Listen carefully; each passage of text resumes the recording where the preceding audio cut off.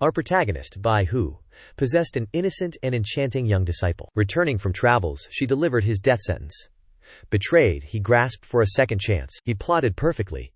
The empress knelt, begging to serve him as a concubine. The Demon Sect Saintess cooked his meals, serving him with utter devotion. All his tormentors faced ruin. Some paid in blood. A desperate chase unfolds in the deep forest. Danger lurks in every breath. Bai Hu flees. His face is cold. His eyes burn with hatred. Footsteps draw near. He whirls around. Fury erupts like wildfire. A snowy-haired girl strikes. Her blade flashes. This is Ting Xue. She lunges forward. Her strike pierces his shoulder. Blood sprays crimson.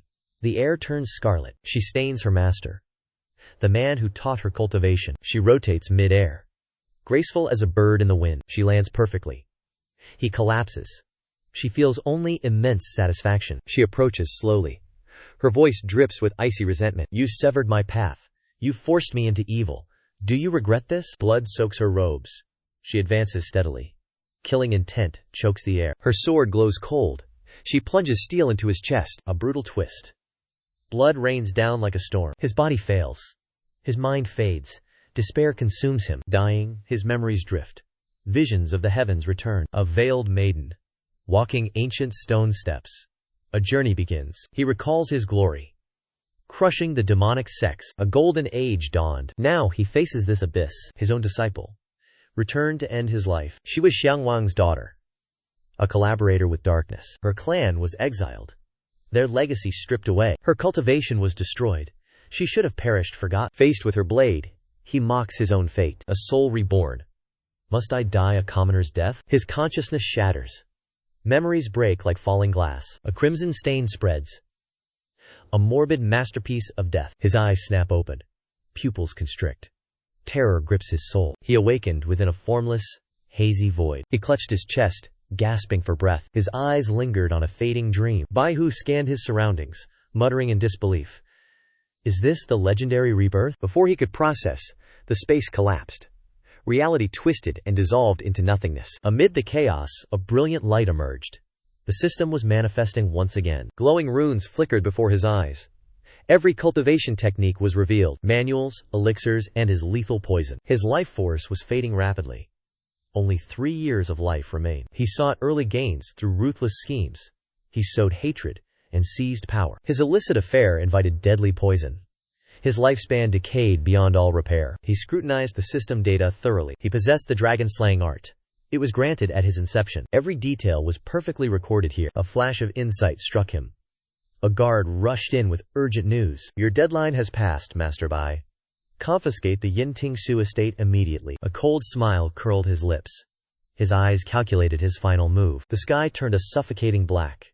Rain poured down to cleanse the world. Guards escorted him to the manor. It was a ruin of decay. A guard dared to ask, "Must you witness this?" He answered coldly, "No." He thought, "I have returned to the beginning." He stored all the system data. Deep within, he hardened his resolve. He remembered the path taken before. He destroyed her path to immortality. The manor was completely sealed off.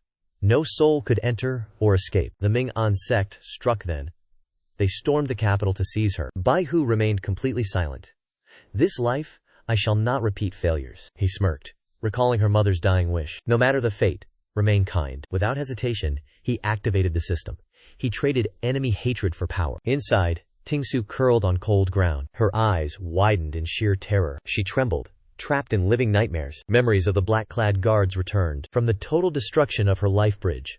Every memory burned into her soul like deep scars. She understood the ruthless laws of Great Yu. Family treason meant the severing of one's spirit roots. All hope for the Tao path was shattered forever. Despair clouded her eyes. Was there truly no escape? The door burst open. Bai Hu entered with icy killing intent. Ting Xue trembled, asking, "You destroyed my life bridge that day?" The system blinked. Her trauma spiked, reaching dangerous, record levels. He grabbed her chin coldly. "I caused it all." He spoke of the late king's pact with the shadow cult. She was the minister's daughter, raised in a gilded cage. Her entire life was built on deception and schemes. She was the chosen holy maiden for the demon cult. Shocked, she choked out, "How do you know these secrets?" He pinned her to the wall. His voice was freezing. "Tell me, how should you be punished?" She glared at him with eyes full of hatred. "You broke my spirit veins. You destroyed my sect." He smirked, gripping her chin. You are my toy now. She struggled fiercely. I choose death. Her resentment soared uncontrollably. His face darkened. He grabbed her throat. He ripped her robes. You have no choice. You only obey me. He threw her down. His gaze was cruel and mocking. Without me, the demon cult would have sacrificed you. My dear little holy maiden. She lay frozen. Tears fell. She sobbed. Please, stop, he growled. Do you crave being a demon cult killer? She wept. Death is better than this wretched life. He laughed with scorn. How will you face the late queen? She went numb. Panic rose. Memories surged forth like a violent waterfall. Her mother's gentle face haunted her thoughts. At the hour of death, her mother left a message in blood. My child, stay true and kind. The message carved deep into her soul. Bai Hu approached. His voice was weary. I know you. Your saintess status brings ruin. Ting Xue froze. Her eyes went hollow. She choked back tears. I have no choice. She bowed her head. Quietly, I am yours. She sat motionless. Surrendered to her fate. He curled his lip. A triumphant smirk. A look of pity. Purely calculated intent. Against all odds, he did nothing. She opened her eyes. Not taking your prize? Bai Hu laughed coldly. Saintess, is my desire only flesh? One holding life and death? Lacking such triviality? I am not finished yet. Within his mind, plots churned. Breaking her was merely the start. He sought her absolute submission. Ting Xue clutched her robe. Guarded and suspicious. What more do you want? He stepped closer. Authoritative and calm. Call me master. Disrespect will be punished. She bowed her head. Her voice trembled. Yes, master. The system flashed. Data logs confirmed her submission. Yet his primary goal remained locked. Bai Hu calculated. 20 years of chi. Too soon. Meridians might shatter. First, master the absorption technique. Strengthen foundation. Ting Xue shivered. His gaze felt like blades. What are you planning? He wore a cold smirk. Hand over the soul-absorbing manual. Cultivate alongside me. Avoid the suffering of mortal flesh. She turned vigilant. Eyes gleamed with cautious intent. I remember every single word. Not one mistake. Read it now. Ting Xue sat cross-legged. She inhaled deeply. The incantations flowed. Heaven and earth aligned. Yin and yang unified. The four symbols returned. Golden light swirled. Ancient characters danced like nebulae. Bai Hu checked the system. Progress jumped to 93%. His eyes held dangerous approval. Ancient runes vanished. They merged into his consciousness. His cultivation reached total perfection. The characters burned into his mind. The system notified. Year 1. Absorbing technique acquired. Still, focus was required. The core remained elusive. Blue light engulfed him. Year 3. He touched the true depth. Flaws remained. Internal energy stagnated. Progress halted completely. Year 5. He filled the gaps. The technique evolved. He drained the universe. Time passed. The technique stabilized. Not yet perfect, but effective. Back in reality, the system warned. The technique was incomplete. Regardless, the system noted. He reached the introductory realm, a test of power. He slashed the empty air. A strange force surged. Mystical light merged with his essence. 3 clones emerged. They mastered the dragon-slaying blade. 3 years passed. He struck the dragon's heart. Blade art achieved basics. By year 5, it reached minor completion. His aura surpassed mortals. 4 more years. 10 years total. He grasped the ultimate strike. Blade art reached great completion. Bai Hu clenched his fist. Inner force gathered. Cold light flickered. His eyes burned with ruthless satisfaction. Finally. Success at last. He scanned the room. He snatched a black cloth. He threw it at Ting Xue. He issued a sharp command, concealing her face. Follow me outside. Ting Xue, bewildered, veiled her features. She whispered, Where are you taking me? Outside, the rain poured down like fury. It hammered against the roof tiles incessantly. Bai Hu strode out, ignoring all resistance. His icy gaze swept the guards. I take this maid for questioning. Continue searching for loot. A guard sneered with mocking intent. A mere maid? Are you blind, fool? Before Bai Hu spoke, he signaled his cohorts. Brothers, do not let this useless Bai Hu hog the prize. Enjoy the fun yourselves. The others erupted in sadistic laughter. Ha! Ha! My turn to enjoy. Bai Hu gripped her hand, dragging her forward without looking back. Ting Xue gasped, struggling to keep pace. She scoffed. I heard Bai Hu relies on party politics. You waste gold, crave glory, and lack substance. A shallow, decorative, empty shell. He smirked, amused. Royal blood indeed. 4 idioms in one insult. Truly educated. Suddenly, a roar blocked their path. Bai Hu, you dare transport prisoners privately? Do you defy our laws? The guard returned, looking treacherous. Hand her over. Leave this place immediately. Thin Tuyet trembled, her lips stammering. See that? Your retribution is here. Bai Hu remained unmoved, his gaze calm. The Western Bureau outranks the Eastern Bureau. I am Bai Hu. Move aside. He stepped forward, voice steely. Chen Bai Hu, you are weak. Do not strike. Avoid certain death. Bai Hu brushed his hair, smiling indifferently. Such arrogance. Yet, I never suspected the demonic sect had infiltrated. His expression darkened instantly, voice dropping low. How do you know? Bai Hu smirked, eyes shimmering with disdain. I granted you mercy. You chose death. I shall accept it. 3 blades drawn. They charged forward. Reckless fools seeking demise. 3 sharp blades descended, attempting to shred him. Dust rose in clouds. Vision completely obscured. Smoke cleared. Nothing remained. Where is he? Stop these coward tricks. A whisper emerged behind them. Like a ghostly omen. Pathetic, laughable, weak skills. The leader recoiled. Bai Hu's speed was demonic. 2 strikes. 2 deaths. Instant. Lethal precision. The leader retreated, trembling with fear. How is he fast? Bai Hu's sword dripped blood. The blood of demonic cultists. He stuttered, sweating ice. So, you truly know. Bai Hu swung. 1 fatal strike ended him. His final words emerged. The Min Ning sword style. Bai Hu channeled qi. Mercy denied. Justice accepted. Ting Xue hid nearby, frozen in terror. He was a monster. The rumors were false. The husk collapsed. Lifeless, empty shell. Bai Hu approached. His voice hissed cold. You found it funny earlier? He grabbed her collar. She gasped in shock. No killing intent. Yet, she shook violently. Are you mine? The word struck hard. Ting Xue stood breathless. Her face betrayed deep resentment, tears trembling. Why must you torment me so? Her internal system pulsed. Negative energy hit 85. Final condition triggered at last. Suddenly, light footsteps echoed at the gate. A shadowed figure in black emerged silently, standing amidst rain, like a death omen. The stranger advanced, scanning the bloodied corpses. 3 lives claimed. 1 strike. A clean, fluid execution of violence. Still warm. Cruel, yet absolute perfection. Like blood flowing from a dying heart. The stranger knelt, murmuring. Why does this technique mimic her blade skills? Could it be Bai Hu? Impossible. Mastery takes years. She gazed at the thundering, lightning-scarred sky. Something is wrong. I must investigate him. If he is clean, we unite against the Yang Yue cult. Moonlit night. Min Min drifted into drowsy slumber. Of course I remember. It is Min Min. Resting on wood, cheeks flushed, eyes glowing. Min Ning sipped tea nearby. Calm voice. Sister. You must investigate him thoroughly. There is something strange about him. Never underestimate this man. Min Min chuckled, eyes sparkling with mischief. You rarely focus on any man. Are you falling for him already? Min Ning choked, face burning, eyes darting away. Stop joking. He is just a pretty shell.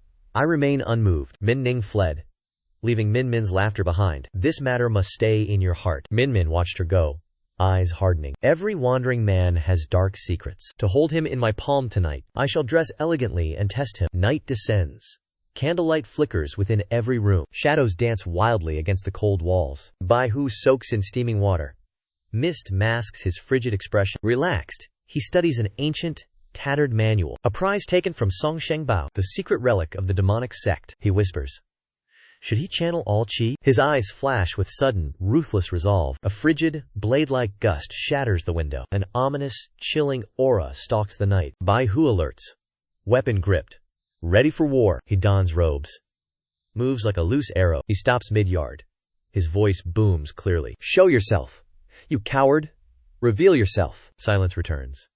Absolute, suffocating, and deadly stillness. Suddenly, sleek legs glide from the shadows. It is Min Min, draped in allure. Silks flutter. Her voice drips like honey. Young master. It is only me. She approaches. Her words are velvet traps. We met at the bridge before. You were once my most honored guest. Bai Hu glances back. Cold eyes. Silent stone. Min Min opens the door, smiling seductively. Please. Enter for a private talk. Bai Hu speaks low. Eyes like blades. You truly want me inside? She touches his arm. Soft fingers. Calculated mischief. One night. I will pay double. Unmoved, Bai Hu follows her inside. The door slams shut. Darkness seals them. Min Min strikes. He hits the bed. Immediate. She tilted her head, eyes gleaming with seduction. If you have accepted, young master, please oblige. A faint scent wafted from her skin, her arms wrapped around his neck. Her words flowed like soft silk. You are too hasty, young master. The night is still young. Behind her enchanting mask, She concealed a weapon. Murderous intent brewed against Bai Hu. Planning perfection, she smirked triumphantly. No need for further pretense. At the critical moment, Bai Hu flipped her. He pinned her down, his eyes cut like wind blades. Regrettable. Seducing me carries a price. He pressed his hand upon her. He drained her hidden inner energy. The system notification chimed instantly, detecting 10 years of refined essence. Bai Hu smirked arrogantly. My gratitude for this gift. Min collapsed, body withered and frail. Bai Hu scrutinized her face, eyes narrowing in suspicion. So she is the soft-bone sword, Min, he muttered, shock flashing across his face. Strange. She should be performing at 100 Flowers Pavilion. Did changing the story's path cause a butterfly effect? Min struggled to rise, her pale lips trembling. Young master, please spare me. I meant no harm. Bai Hu watched, cold as mountain frost. Who sent you here? Min bowed her head. No one. I came alone. Rumors spoke of your new maid. Curiosity led me here tonight. Bai Hu frowned, his killing intent surging. Breaking into a private residence at midnight. Under Great Yu law, this is treason. The owner holds the right to immediate execution. His words fell like sharpened blades. I could end you right now. Min's eyes welled with tears. Her voice choked. My strength is gone. My life rests in your hands. Please, show mercy. Bai Hu lifted her chin, eyes indifferent as stone. You think beauty can entice me? I hold no interest in you. Your beauty is shallow. You trade it away so easily. Why degrade yourself to this level? Is your first time truly so precious to you? Those icy words sliced through Min's pride. The system reports negative emotion levels at 80%, Bai Hu sneered. A mocking smile curled his lips. Such few words cause this much emotional turmoil? Min braced against the bed, trembling. What do you want? He pointed toward the door. His voice turned frozen. Get out. I do not care. Do not approach me. Min froze, thinking she heard it wrong. Is this real? Suddenly, a clear voice rang out from outside. Chen Bai Hu. Both turned toward the echoing sound. Bai Hu opened the door. Min Ning, why are you here? Min Ning pressed him. Have you seen the courtesan from Bai Hua? Bai Hu pointed at Min Minimum. Her face turned ghost white. Rest easy. She is here, completely unharmed. Min Ning looked tense. Bai Hu spoke slowly. She offered herself. I refused her completely. Min Ning drew her sword. Her eyes glowed with warning. Chen Bai Hu. Touch an official's kin? The law demands 40 lashes. You become a commoner. Bai Hu stood calm. He showed no fear. I swear nothing happened between us. Min Ning swung her blade. It struck the ground. Tiles shattered to dust. Her gaze cut like steel. She glared at Bai Hu. I will investigate this myself, but now, a mission requires your cooperation. Bai Hu raised a brow. Curiosity flickered in his eyes. What urgent matter brings you here tonight? Min Ning's tone turned cold and decisive. Prince Xiang conspired with the Demon Sect. Remnants still hide in the capital. Mobilize your men. We hunt the traitors tonight. Bai Hu smirked. He found a new, amusing game. Demon Sect remnants? Pure filth must be purged. At dawn, the Tianyi banner rose. Their crusade against evil began. Dan Kim Sun and Thusong Thandao once purged the capital of evil together. According to Bai Hu's plans, the moment for action was near. Whispers erupted from the bustling crowd nearby. Why does Uncle Chu sit like a statue today? This tea is mediocre. Why sit here? Another interrupted. You are all blind. Can you not see him waiting patiently? He watches the second-floor window constantly. He is clearly waiting for someone. Behind the curtain, a maiden appeared. Chu Yitang. Her eyes gazed into the distance, lost in memory. Just then, Bai Hu reached the meeting point. A voice resonated. Soft yet deep like mountain winds. Are they destined for a profound connection? Elder Li spotted Bai Hu, looking utterly shocked. Brother Bai Hu, why arrive now? Bai Hu smiled and bowed with joined hands. Elder Li, I have come to escort you. You shared your provisions. I cannot let you face danger alone. Elder Li laughed. Is this not overkill? Bai Hu stepped forward, his expression grave. Eastern Bureau is unstable. They plot kidnappings within these walls. He spoke coldly. We, the Western Bureau, ensure your safety. Elder Line's face darkened, deep in thought. I thank you. The Eastern Bureau is truly treacherous. Bai Hu smirked, his eyes glinting with cunning. Then let us see you safely to your journey's end. Sunlight touched the pavilion, casting golden, ethereal shadows. Sheng Ling laughed, stroking his beard. I dare not accept such honor. Bai Hu smiled, his voice laced with mockery. Will no one pour me a cup of tea? Startled, Sheng Ling just then, a powerful hand gripped his wrist. Bai Hu stared at Sheng Ling, eyes narrowing. Since I came to see you off. Bai Hu snatched the teapot and poured. His movements were elegant, yet held intent. He offered the tea to Sheng Ling. The old man trembled, smiling through fear. Out of respect, Sheng Ling drank it. A massive ship drifted toward the dock. The vessel arrived safely at the pier. Wooden gangplanks dropped for the departing guests. Sheng Ling rose, eyes fixed ahead. He hurried his thanks. The ship awaited. Bai Hu sipped his tea. Safe travels. Sheng Ling led the group forward. Suddenly, his vision blurred and spun. His body faltered. He collapsed down. Blood gushed out. Followers screamed out. "Elder!" they cried in total panic. His red blood turned pitch black. "Poison," he wheezed. Too late now. Bai Hu approached from behind. He grabbed his hair, jerked upward. Poison bled from the old eyes. Agony twisted his face. Teeth gnashed. One strike. Steel flashed. Blood sprayed. Holding the head, he summoned Western Bureau. The crowd froze. Terror filled them. Min Ning barked orders to advance. She charged forward without hesitation. They surged ahead. Blood stained everything. The severed head stared. Hate remained. Bai Hu raised it high. Energy surging. System alert. Absorbed essence. Gained 60 years. From the shadows, Wang Gudren lunged forward, unleashing an overwhelming bloodlust to launch a surprise attack. Bai Hu's gaze cut like steel. He detected the threat and turned with chilling precision. Wang Gudren swung his iron rod, shattering the earth and raising a cloud of debris. As dust settled, a massive fissure emerged. But Bai Hu had vanished from the danger zone. Burning with fury, Bai Hu hurled the creature's severed head at Wang Guren, shouting, "Eyesore!" Wang Guren's face turned deathly pale. His skin dripped with fresh blood from the explosion. He gritted his teeth, suppressing a violent rage. Bai Hu struck without mercy. He vanished, reappearing like a bolt of lightning. A thunderous explosion shattered the silence. Wang Guren was utterly crushed, collapsing onto the jagged earth like broken debris. The system chimed coldly. Target analyzed.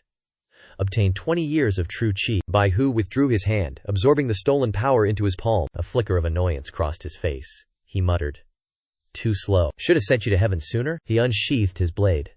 Golden light erupted, shattering the surrounding stones under immense pressure. The blade danced like a gale.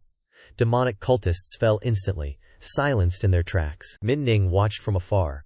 Her eyes widened in shock as she spoke. Peerless power. He shows no mercy.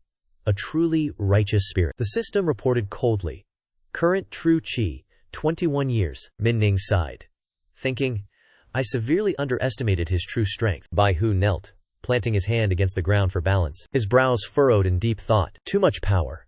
My meridians struggle to contain this surge. He formed a seal, closing his eyes to calm the chaotic, swirling currents of energy. Min Ning rushed forward, her eyes filled with genuine concern. Are you injured? Have you recovered yet? Bai Hu opened his eyes, his voice steady as a calm breeze. I am fine.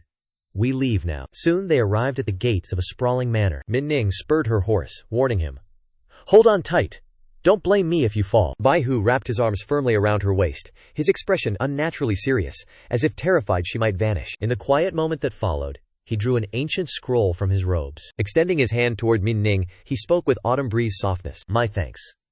I return this item to you. Min Ning glanced over, brows arched in deep suspicion. Is this not the dragon-slaying blade technique? For what reason do you return it? Bai Hu smiled, his eyes gleaming like mischievous stars. Min Ning, has anyone told you your subordinate is actually West Depot Centurion, Chen Zunming? The words finished. He leaned in, his arm wrapped around her waist, squeezing firmly. What he squeezed, heaven conceals. He teased. Does he have a secret fetish for you? The sudden squeeze froze Min Ning like stone. The system chimed. Negative emotion index, 92. She was mortified and furious. Her face burned like searing embers. She whipped her head around. You base scoundrel! You lecherous beast! Bai Hu, you cursed fool! Release me at once! The system's signal flashed instantly. Requirement for 9 yin-yang grudge art fulfilled. Martial arts initiated. Acquired 25 years of heterodox internal energy. 3 parts absorbed. Total energy now 70 years. Bonus 5 years granted from Min Ning's negative emotions. Bai Hu smirked in satisfaction. His eyes glittered with guile. The plan was flawless. Meanwhile, at a roadside tavern, students gathered, whispering in heated discussion. He is young, yet his strikes are decisive. His blade is fierce. Surely trained 20 years. In this vast capital, how is he unknown? One stood on the balcony, looking out. Master, everyone speaks of him. Did you see his face? Chu Yitang remained unmoved. She answered coldly. Though his martial arts are peerless, his sword takes lives. This slaughter-based path opposes the yin sword mountain Tao. She bowed her head. Voice a mere whisper. Years have passed. He has grown thin. On the crowded street, Min Ning's scream echoed like thunder. Scoundrel, get down here! Bai Hu dismounted. He stumbled, barely standing. He waved casually. A fearless goodbye. "We shall meet again," Min Ning screamed. "Scoundrel! This humiliation I will never forget." Back in his chambers, Bai Hu sat cross-legged. He calmed his internal energy. System alert. 87 years of cultivation remaining. He waved his hand. Manuals appeared, glowing like divine artifacts. He observed them. He pondered silently. Aside from the yin-yang art, he mastered 3 techniques. If he perfected all 3, he would reach near invincibility, early stage. Without hesitation, he channeled energy. The scriptures pulsed with life. They seeped into his very veins. He entered the trance. Spirit and energy became one. The system updated. An eagle descended before him. Bai Hu watched. He sensed the anomaly. Eagle descent and slaying blade were compatible. 23 years required. Synergy shortened the duration. Insight doubled. Eagle descent reached minor completion. At year 37 he merged them. A new technique was born. Bai Hu documented everything. He tested the raw power. After careful thought, he named it Sea-Turning Blade. Its force crushes mountains. It sweeps away all living things. System update. Both techniques are now perfected. Time blurred into nothing. Bai Hu opened his eyes. He exhaled slowly. His gaze was sharp. Success at last. Outside, a shy figure watched. It was Ting Xue. Distracted, she bumped the frame. The noise disturbed the air. Startled, she pressed against the wall. Her heart hammered like war drums. Inside, Bai Hu alerted. He gripped his blade. "I am discovered." Ting Xue moved lightly, attempting a silent retreat. Bai Hu turned sharply. His piercing gaze locked onto her. His voice carried immense weight. Eavesdropping is not a prideful trait. Her spine chilled. Her mind spiraled into chaos. She had once heard him speaking with a guard. Suspecting hidden desires, she followed him closely. Caught red-handed, she faced total humiliation. Bai Hu turned calmly. He demanded water immediately. Moments later, Ting Xue entered with a basin. She knelt quietly to wash his feet. Her movements remained gentle. Her confusion was absolute. Bai Hu Sai watched her. He smirked coldly. "Eavesdropper. This is your punishment." Her face flushed deep crimson. Shame overwhelmed her. She glared upward. "Are you trying to humiliate me?" Silence followed. Bai Hu seized her wrist. His gaze burned with intensity. "You dislike this task?" Before she reacted, he pulled her forward. His tone turned recklessly arrogant. "Then, sleep with me." She fell into him. Her cheeks burned bright red. Bai Hu pulled her onto the bed. He felt her frame trembling violently. He whispered firmly, "Stay perfectly still. Remain by my side." He closed his eyes. Ting Xue remained deeply conflicted. Does he not prefer men? What is his true scheme? Meanwhile, inside the silent eastern depot, within a hidden chamber, incense smoke drifted. Xu Yu raised his cup, smiling elegantly. The Blue Wave Dragon is legendary indeed. This man was Xu Yu, master of the eastern depot. He prepared to drink his tea. Li Long rushed in with frantic speed. His expression was panicked. He spoke urgently. "Chief! Disaster has struck. The entire demon cult was annihilated. Not a single soul survived the slaughter. The one responsible is the White Tiger of the West Bureau. Chen the White Tiger. 16 heads severed. No mercy shown." Ji. Yu remained calm. He sipped his tea slowly. He listened, then placed his cup down. The soft click echoed. A harbinger of a brewing storm. His voice dropped low, deep with contemplation. Did the cult not pay the tribute? He is greedy. He loves silver. Why act so righteous now? Linglong rubbed his neck. He spoke blankly. Maybe the payment was insufficient. They argued over gold. He lost his temper. He killed them all. Ji. Yu fell silent. His eyes sharpened like blades. Possible. Regardless, he must be disciplined. He needs a lesson. Li Long smirked. His lips curved in malice. "Chief, shall we test him? I heard he keeps a maid from Prince Xiang's estate." He shrugged with a sigh. "Sadly, he serves Elder Lin." Shikyu tapped his cup. His gaze remained cold and indifferent. "Have you forgotten? I also serve Elder Lin. We are allies. Why fear him?" The tea shimmered under the light. Ji. Yu smiled cruelly. He spoke coldly. "Tomorrow, I head to the West Bureau." A minor bureau. A lowly white tiger. They dare defy the East Bureau? Death is easy. 2 days later, the West Bureau gates opened wide. A storm approached. Shen Mo, the white tiger, stood in his official uniform. He entered the hall. "Chief, why have you summoned me?" A sharp voice rang out from within. "Enter." He bowed. "Yes." Seated at the head was Engo Kantang, director of the Western Depot. His gaze was cold. His voice lacked any warmth. "Tran Bok Ho, do you know what mistakes you have committed recently?" Bok Ho bowed respectfully. "I await your instruction, Director Nyego." Kantang remained silent. He signaled with a flick of his wrist. Lai Long stepped forward. He threw a stack of documents before Bai Hu. "Read this carefully first." Bai Hu picked them up. He scanned the pages. His expression turned to doubt. Before he could even ask, Kan Tang responded coldly. "The Eastern Depot filed those charges. I intercepted them at the Bureau of Ceremonies. Otherwise, they would have reached the Emperor." Kan Tang's brows furrowed. His eyes showed deep worry. "I stopped it once. Can I stop it forever? Tiet Du is a senior eunuch. I am only rank 6. Resistance is futile." Lai Long stepped forward. His voice struck like a hammer. "Tran Bai Hu. This case involves both the Eastern and Western depots. We share the glory. We must share the ruin. If the director submits that petition, our reputation will be buried in the mud." Bai Hu spoke coldly. His voice cut like wind through bamboo. "Then how should we proceed?" Lai Long leaned in close. He hissed like a viper. "Return the maid you took to Prince Tuyong's estate, or face absolute destruction." Lai Long's silhouette blurred. He circled Bai Hu. A blade pressed against his throat. Cold intent radiated. "Is your life worth it?" Bai Hu cupped his hands. He bowed in acknowledgement. "Thank you for the warning. I understand the path forward." Lai Long smiled coldly. "That attitude is commendable. However, Tran Bai Hu, do not act on your own again. Do not disrupt the Eastern Depot's order." He growled the command. The air froze like midwinter. "Eastern Depot affairs. None of your concern." Bai Hu bowed his head. "I understand." Seeing the tension dissipate, Kan Tang lifted his teacup. He waved his sleeve carelessly. His tone was dismissive. "The matter is settled. You may both depart." Li Long accepted the order immediately. Bai Hu bowed respectfully. "My thanks, supervisor. I depart." Kan Tang remained silent. He sipped his tea, his mind elsewhere. Outside the main hall, Bai Hu called out, "Li Long, wait." Li Long turned back. "What do you want?" Bai Hu approached, whispering with a mysterious air. "Have you heard news of the Demon Sect Saintess?" Li Long frowned. Doubt filled his eyes. "Speak clearly. What do you mean?" Bai Hu chuckled, explaining the situation with precision. "Supervisor Wu is absent. I will speak plainly. My killing those cultists was not personal. It was for the sake of the Dongchang." Li Long's eyes widened. He asked in shock, "For our sake?" Bai Hu waved his hand. His voice turned grave. "The cult has secretly conspired with a prince. Their plot is lethal. One small mistake, the entire empire will surely collapse. Have you ever considered that possibility?" Li Long nodded. "I had not thought of that." Bai Hu leaned in, whispering into his ear. "I have investigated this in secret. The cult's actions follow a grand plan. It revolves around the Saintess's arrival. Once she appears, the Dongchang will suffer. You confiscated the prince's estate.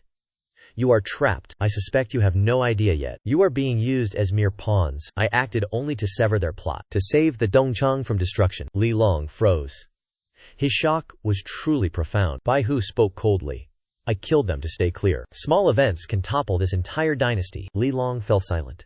He pondered deeply before speaking. "I have heard rumors. Information remains scarce." Li Long's arrogance vanished like smoke. He bowed low. His voice dripped with gratitude. "Thank you for the warning, Bai Hu. If the Saintess truly descends, should secrets leak, countless heads will roll. This debt is impossible to repay." Bai Hu laughed heartily. He spoke directly. "I heard Eastern Bureau holds the bronze bone technique. May I borrow it? Just for a moment." Li Long hesitated. He spoke with difficulty. "That manual belongs to Director Zhu.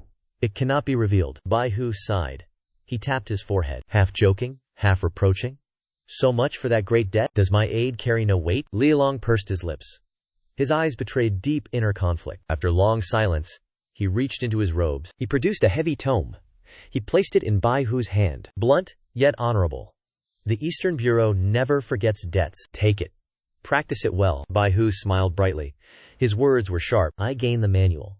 You gain intelligence. A mutual victory." Li Long flicked his sleeve. He did not turn back. He spoke calmly. "If that is all, I depart. We shall meet again." Bai Hu grinned. "Until we meet again." He opened the book. He whispered to himself. "Bronze bone technique. Requires 20 years of internal energy." This secret manual was indeed the bronze bone technique. The first 3 years demand suffering, hammering bone and sinew, forging the physical shell, enduring storms, training day and night, perfecting the outer defenses. After 10 years, Bai Hu hardened his skeleton.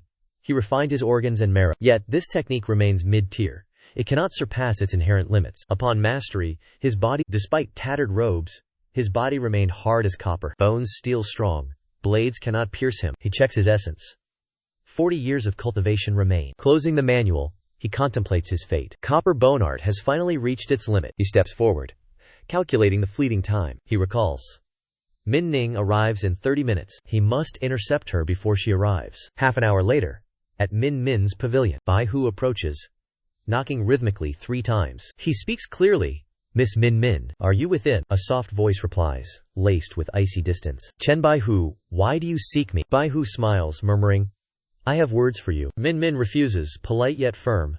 Forgive me, I drank too much yesterday. No guests today. His smile shifts.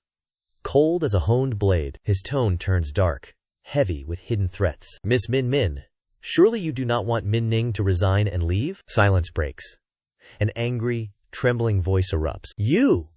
Footsteps echo in haste. The door creaks open. Hesitation meets fear. Min Min hides behind the door. Suspicious. Bai Hu, what do you want? Bai Hu ignores her. Entering, he scans the room. You are not drunk at all. Min Min sighs, eyes wandering.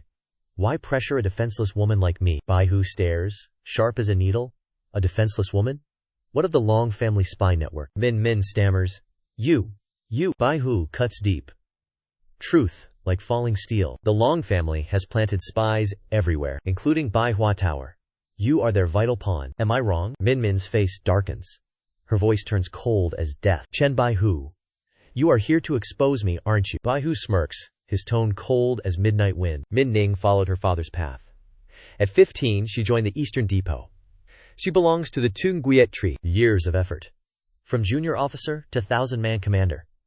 Yet, her sister serves the wicked path as a spy. He cast an icy glare at Min Minimum, every word cut like a blade. If the Eastern Depot learns this truth, will Min Ning survive?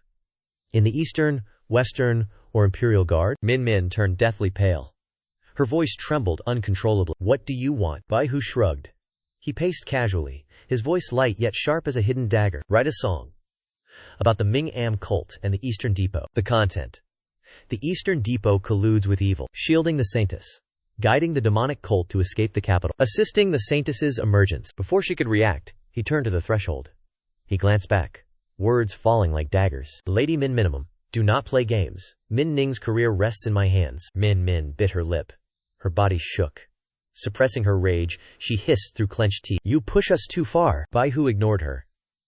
He stretched leisurely, as if clearing a messy chessboard. He walked down the steps. He left with the poise of one controlling everything. Once he vanished, Min Ning rushed in.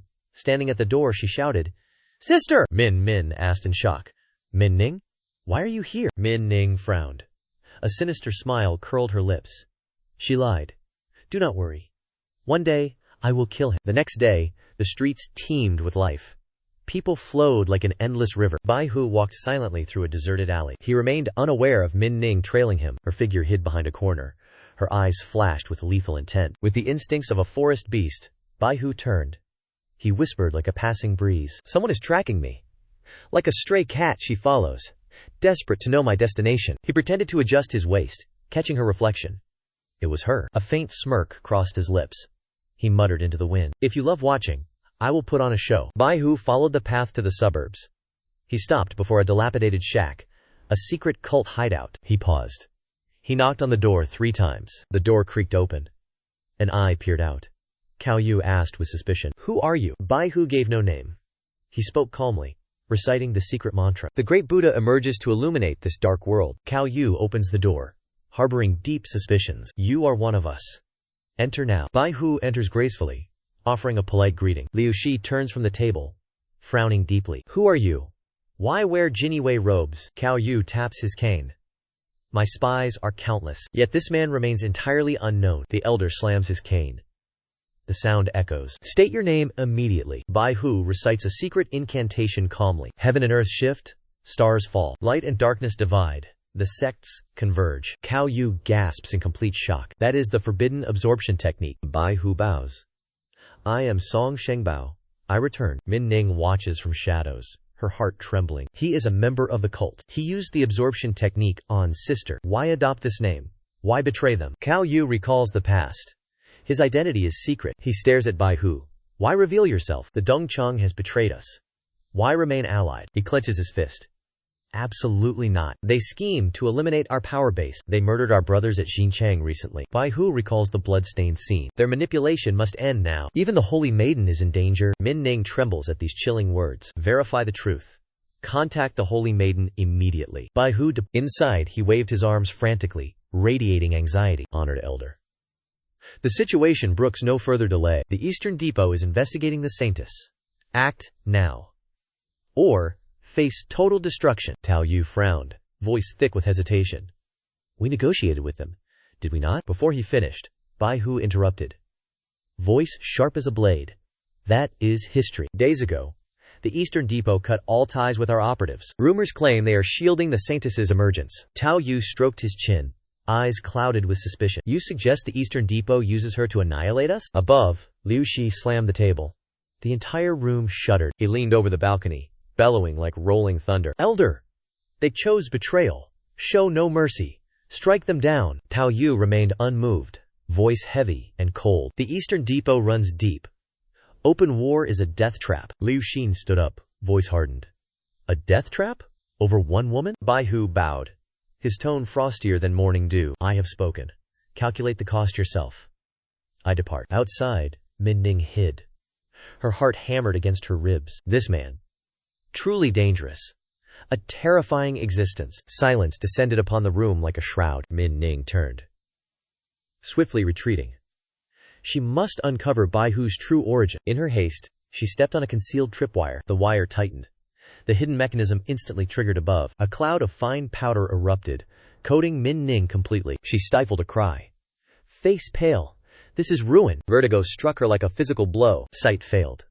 Consciousness faded. She collapsed like a severed leaf. The disturbance alerted everyone inside the chamber. Bai Hu whipped his head around, eyes cold. Tao Yu went silent, gazing outward with predatory intent. Liu Shi roared like a bell. Intruders! Check the perimeter now! He pulled the lever. The heavy door groaned open. Liu Shi stepped out, eyes scanning. He recoiled, spotting the fallen figure. A Western Depot captain? A pity. She is quite the beauty. The subordinates approached, their footsteps cautious and hesitant. Bai Hu suddenly roared, voice like thunder. It is you! Cao Yu glanced over, brows furrowing. You recognize this man? Bai Hu's face darkened, tone cold. An Eastern Depot captain. How could I not recognize him? Min Ning lay motionless upon the frigid ground. Teeth gritted. She hissed through her lips. So you are a servant of the demonic sect. Do not expect an easy death. You will suffer eternal torment. Liu Shi lunged like a starved tiger, blade drawn, roaring like thunder. Suddenly, Bai Hu screamed, Stop! Liu Shi froze, turning back, eyes filled with suspicion. Why? Bai Hu analyzed coldly, his voice calm and steady. Killing an Eastern Depot man in the city is inviting them to scour every inch of land. Better to drag her to the desolate mountains, kill her there. Leave no traces behind. Liu Shi nodded, sheathing his blade, smirking. Your schemes are always impeccable. Cao Yu issued the order. He told Liu Shi and Ma Dodeng to escort her and bury the body without a trace. Dongqing Yejian and the others obeyed. Soon, deep within the gloomy, fog-covered mountains, the trio halted their steps. Liu Shi and Ma Deng pulled the ropes, dragging Min Ning to the cliff's edge. Liu Shi clicked his tongue. Such a beautiful captain. In a brothel, she would fetch a mountain of gold. Male Deng gripped his boots, sneering. Blame her own path. Abandoning righteousness for the demonic way. Min Ning struggled, eyes burning with rage. You bastards. Liu Shi swung his blade, a wicked smile visible. Struggle all you want. Today you journey to the Yellow Springs. The blade rose like the Grim Reaper. His time had come. Blood sprayed like a fountain. Min Ning's eyes widened. Terror peaked. Yet, the blood was not hers. A gaping hole appeared in Liu Shi's stomach. Blood poured incessantly. His agonizing screams echoed through the mountains. Bai Hu had appeared silently behind him, his voice laced with mockery. I told you to escort her. I never said to kill her. Liu Shi collapsed, eyes fading, stammering. Bai Hu, what are you doing? Without a word, Bai Hu moved with lightning speed. One cold strike. His head was severed. No hesitation. He slaughtered every remaining subordinate. Chaos erupted. Blood stained the earth crimson. A cold, void-like voice echoed through space. Liu Shi, 25 years of heterodox qi. Ma Deng, 30 years. Bai Hu walked toward Min Ning, eyes cold as glacial depths. Drowning in blood-soaked dread, she trembled. Her voice shattered. What do you want? With the yin-yang art, he absorbed 17 years of qi. Min Ning's fear added 3 more years. 60 years total. He produced an elixir. He tilted her chin. She watched him. Bai Hu whispered, Here is the antidote. Drink it. Min Ning hesitated. Finally, she swallowed the medicinal pill. Bai Hu moved with fluid grace. He untied her restraints. She stood up, The numbness vanished like mist. The antidote was clearly of peerless quality. She studied him coldly. Bai Hu, what is your game? He smirked. His voice was deep and steady. Young Master Min, your martial arts are profound. You feigned weakness to lower the cult's guard. The moment was perfect. You rose up. 3 enemies fell. Liu Shi and Ma Deng? Butchered. Only I, Bai Hu, escaped to report the news. Min Ning frowned. Her suspicion was clear. You are not with the demonic cult. Everything before this, it was all a ruse. He remained calm and continued his speech. Wait for the poison to fade. Claim their heads. Deliver them to the Eastern Depot. They will be forced to battle the cult. Destroying the remnants using the depot? Man Ning clenched her fists, eyes narrowing in deep contemplation. Was he truly untainted by the demonic sect? This was merely a trap to draw the Eastern Depot into the fray. The target remained the core of the demonic sect. His depth was terrifying. His machinations were so seamless they sent chills down one's spine. Bai Hu turned nonchalantly, tossing a provocative remark over his shoulder. The plan is set. Follow or not. Otherwise, I visit Baihua Pavilion. I shall enjoy your sister's melody. Half an hour later, inside the Eastern Depot headquarters, Xu Yu set down his tea. His gaze turned ice-cold. From where did these rumors of us shielding the demonic saintess emerge? Li Chendi lowered his head cautiously. Director, a nursery rhyme is spreading outside. It implies the Ming-An sect and the Eastern Depot are colluding. It claims the saintess hides within our manor. Xu Yu crushed the teacup. His voice turned into a frost-bitten blade. Does the demonic sect truly believe such petty rumors can shackle the Eastern Depot? Li Chendi fell silent for a moment before speaking slowly. The demonic sect may be seeking our protection for their saintess. Using the tiger for shelter? Xu Yu scoffed coldly, eyes like steel blades. A pack of fools. The Ming sect has clearly rotted their brains. Xue Yu issued a stern command. Cut all ties with the demonic sect. Send a clear warning, he commanded swiftly. His decree was absolute. Track the legend of the saintess's arrival. If the rumors hold truth, the Eastern Depot must strike first. At that moment, Man Ning entered, struggling with 3 heavy cloth bags. She reported calmly. Director, I have a vital matter to disclose. Xue Yu and Li Chendi turned in unison. Their expressions shifted into pure shock. Meanwhile, elsewhere, the tides of fate shifted again. Bai Hu struck the wall. Rage consumed him, echoes like thunder. Bloodied and battered, breathing heavily, he sprinted toward the tavern. He shouted for the elder. The elder's face darkened. He stepped forward in alarm. What befell you? A face turned deathly pale. A voice trembled with fear. Bai Hu recounted the truth. The 1,000 household commander feigned his wounds. He ambushed them. Liu Shi and Ma Deng were slaughtered. I barely escaped with my life. Killing intent surged. The elder smashed the table. Despicable Eastern Depot curs. Utterly vile. Bai Hu sighed in relief. He requested leave to recover, warning the elder to stay vigilant. The elder nodded in silence. His eyes burned with a blood oath. Bai Hu bowed deeply, offering his sincere gratitude. Many thanks. Hours passed as he quietly returned to his residence. Reclining in warm water, his eyes betrayed deep calculations. Inciting the Eastern Depot and Demon Sect is suicide. His maneuvers today were meant to sow deep distrust. The ultimate goal is their mutual destruction. He waits. The fisherman reaps the profit. Ting Xue entered, her voice soft. Did you summon me, master? I have something to confess. This line contains no content and is skipped. Without warning, Bai Hu pulled her into the water. Water splashed. She fell into the basin. Ting Xue gasped. Master, please stop this. He smirked. Be still. You know my intentions. System report. Negative emotion surged to 85. 3 years of cultivation gain. Bai Hu spoke coldly. She trembled. Please, do not force me. He smiled. The stimulation exceeded all expectations. His hand neared her chest. The air turned heavy. Ting Xue shook her head, pleading. Please, no. He stopped. He produced a single scroll. His tone remained flat. A severance contract. Sign it. Ting Xue froze. Her eyes filled with doubt. He explained. She would take the name Yin Jiaoyu. Once the storm passes, her identity will change. She recoiled. I will not sign it. Bai Hu gripped her hand. His strength turned bone-chilling. He forced her fingerprint onto the scroll. Sign or suffer. His voice thundered.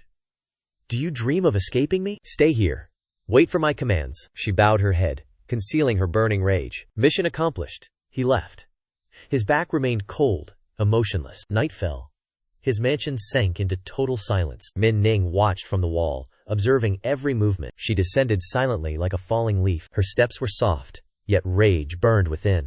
Bai Hu. Our blood debt ends today. She poked the window screen. Eyes peered inside. Ting Xue froze. Their eyes locked instantly. Inside the mansion he entered with cold poise. The demonic cult reacts.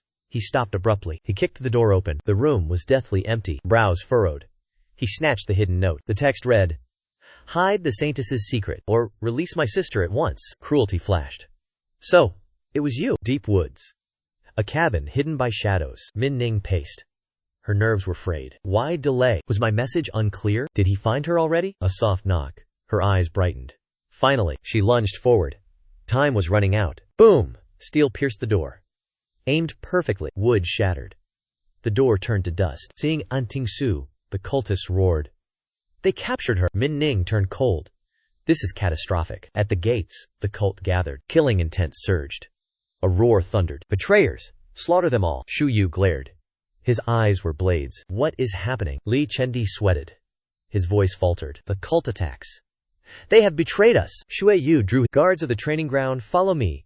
Eradicate the remnants of the demonic sect. Thunder shook the heavens. Lightning tore through the night. Rain fell like a torrential flood. The demonic army charged like wolves. They assaulted the Eastern Depot forces. Li Chenyi roared. His voice drowned the storm. Under the Emperor's feet? Death is certain. A demonic disciple charged. He rushed Zhu Yu like a moth to flame. The chief stood motionless. He was calm as a stone statue. The enemy entered range. He struck with lightning speed. Splat! His hand pierced the chest. The heart crushed like wet mud. Expressionless, he commanded. If you find the Saintess, kill her immediately. In a corner of the city, Min Ning pulled Ting Xue. They sprinted desperately through the rain. She gritted her teeth. Why did the demonic sect arrive so quickly? A pursuer screamed. The Saintess is being held by the Eastern Depot. Rescue her now. The sect members pursued relentlessly. They closed the trap. Min Ning grew pale. We are blocked. Damn it! One pulled 3 projectiles. Release the Saintess! He launched them at her. Min Ning parried. Holding on is suicide. I must break through now. She unleashed the dragon saber technique. Her blade became a raging tempest. She swept the fodder away. The leader stood tall. His eyes were cold. He blocked her path forward. He launched a swarm of needles. The sharp needles flashed in the rain. They cut the air. Min Ning deflected them. One needle slipped past her guard. It struck Ting Xue behind her. The leader paled. Disaster! I injured the Saintess. Min Ning leaped high. She roared like thunder. This ends here. Die! Ting Xue stood stunned. The scene was horrific. Her eyes widened. Pure, unadulterated terror. The enemy was sliced in 2. Blood sprayed like a crimson fountain. She began to tremble. Her legs gave way. Min Ning approached. She placed a hand on her shoulder. Follow this path. Suddenly, the Imperial Guards appeared. Heavy footsteps. Overwhelming presence. They scanned the steaming corpses. Their eyes locked onto Ting Xue. One soldier demanded an answer. Min Ning, who is this? Is she the demonic Saintess? The commander scowled. His gaze turned icy with suspicion. He bellowed. Min Ning, you dare! The overseer gave clear orders. Why hide the Saintess? Min Ning furrowed her brows. She asked in shock. What order? The commander drew his blade. Pure slaughter. Kill the Saintess immediately. As the blade fell, Bai Hu emerged. Halt! His low voice echoed.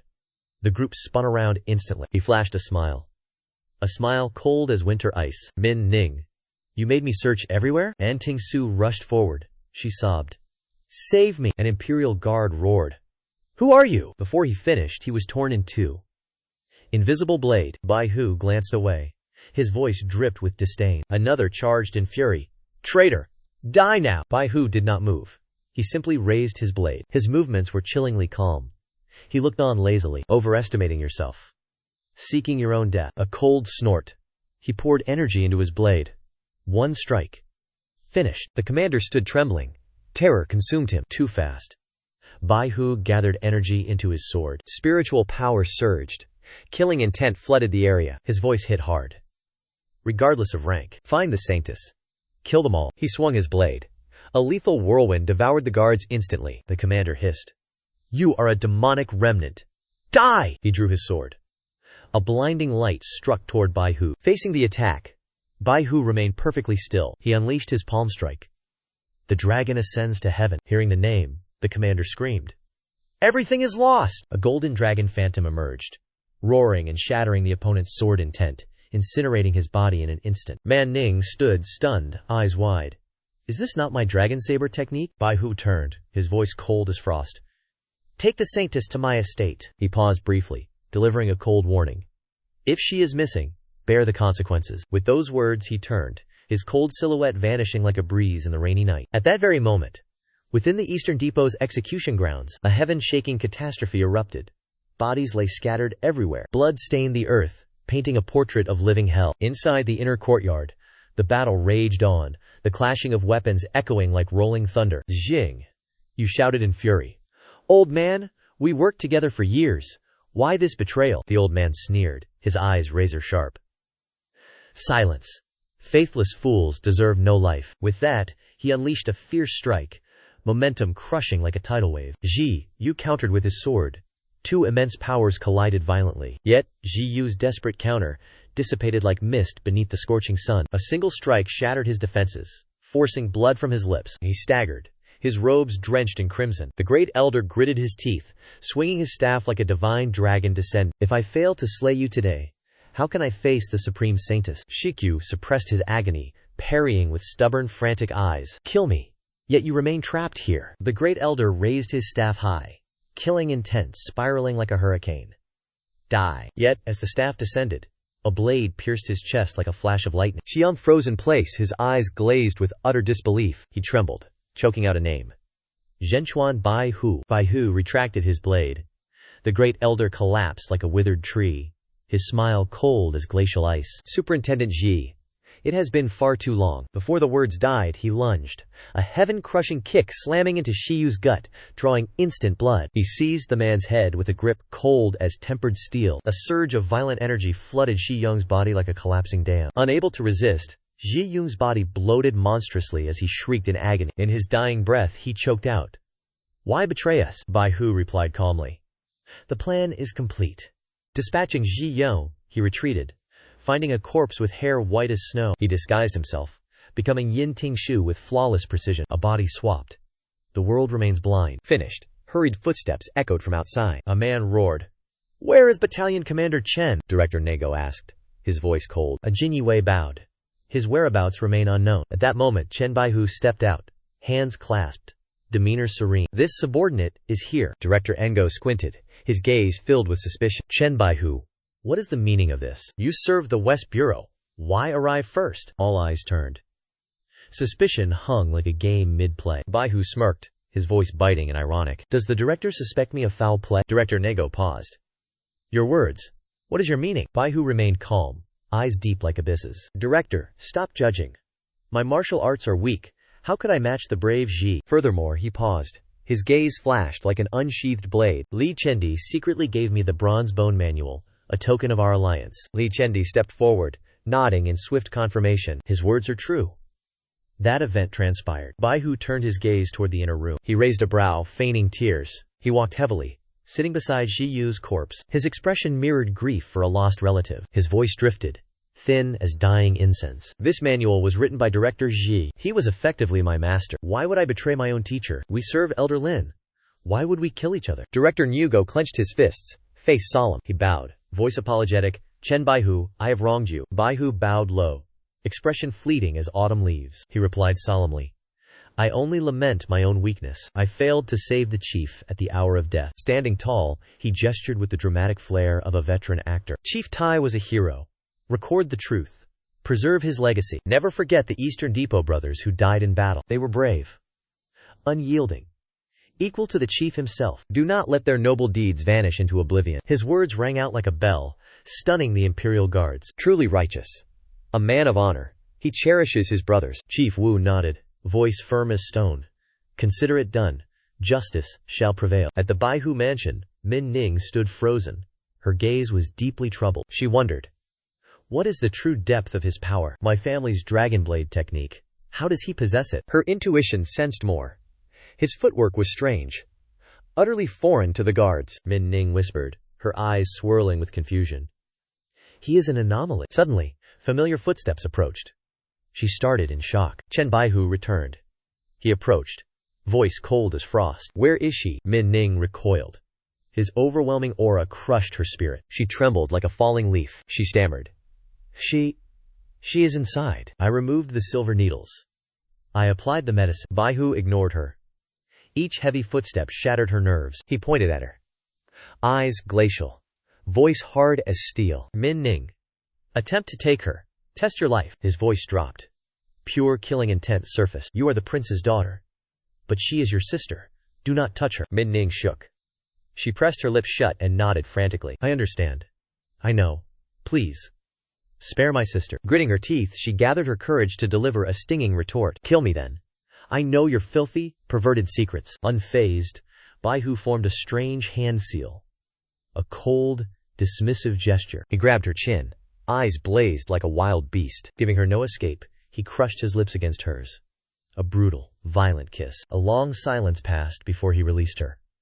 An oppressive atmosphere lingered in the air. Man Ning fell backward, scrambling away in panic.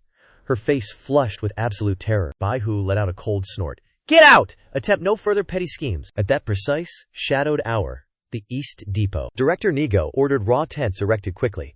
A desperate response to the growing chaos. Subordinates gathered the fallen soldiers' bodies.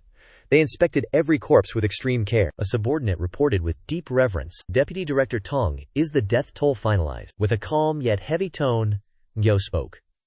Deputy Director Tong offered his reply. All fallen East Depot warriors are recorded. Director Nigo may report to the Empress. Director Nego nodded, his gaze heavy. These lives sacrificed to protect the capital. I shall etch this sacrifice into memory. Deputy Tong produced a list, sounding uneasy. Director, I fear demonic remnants remain hidden. 21 bodies lie in one spot.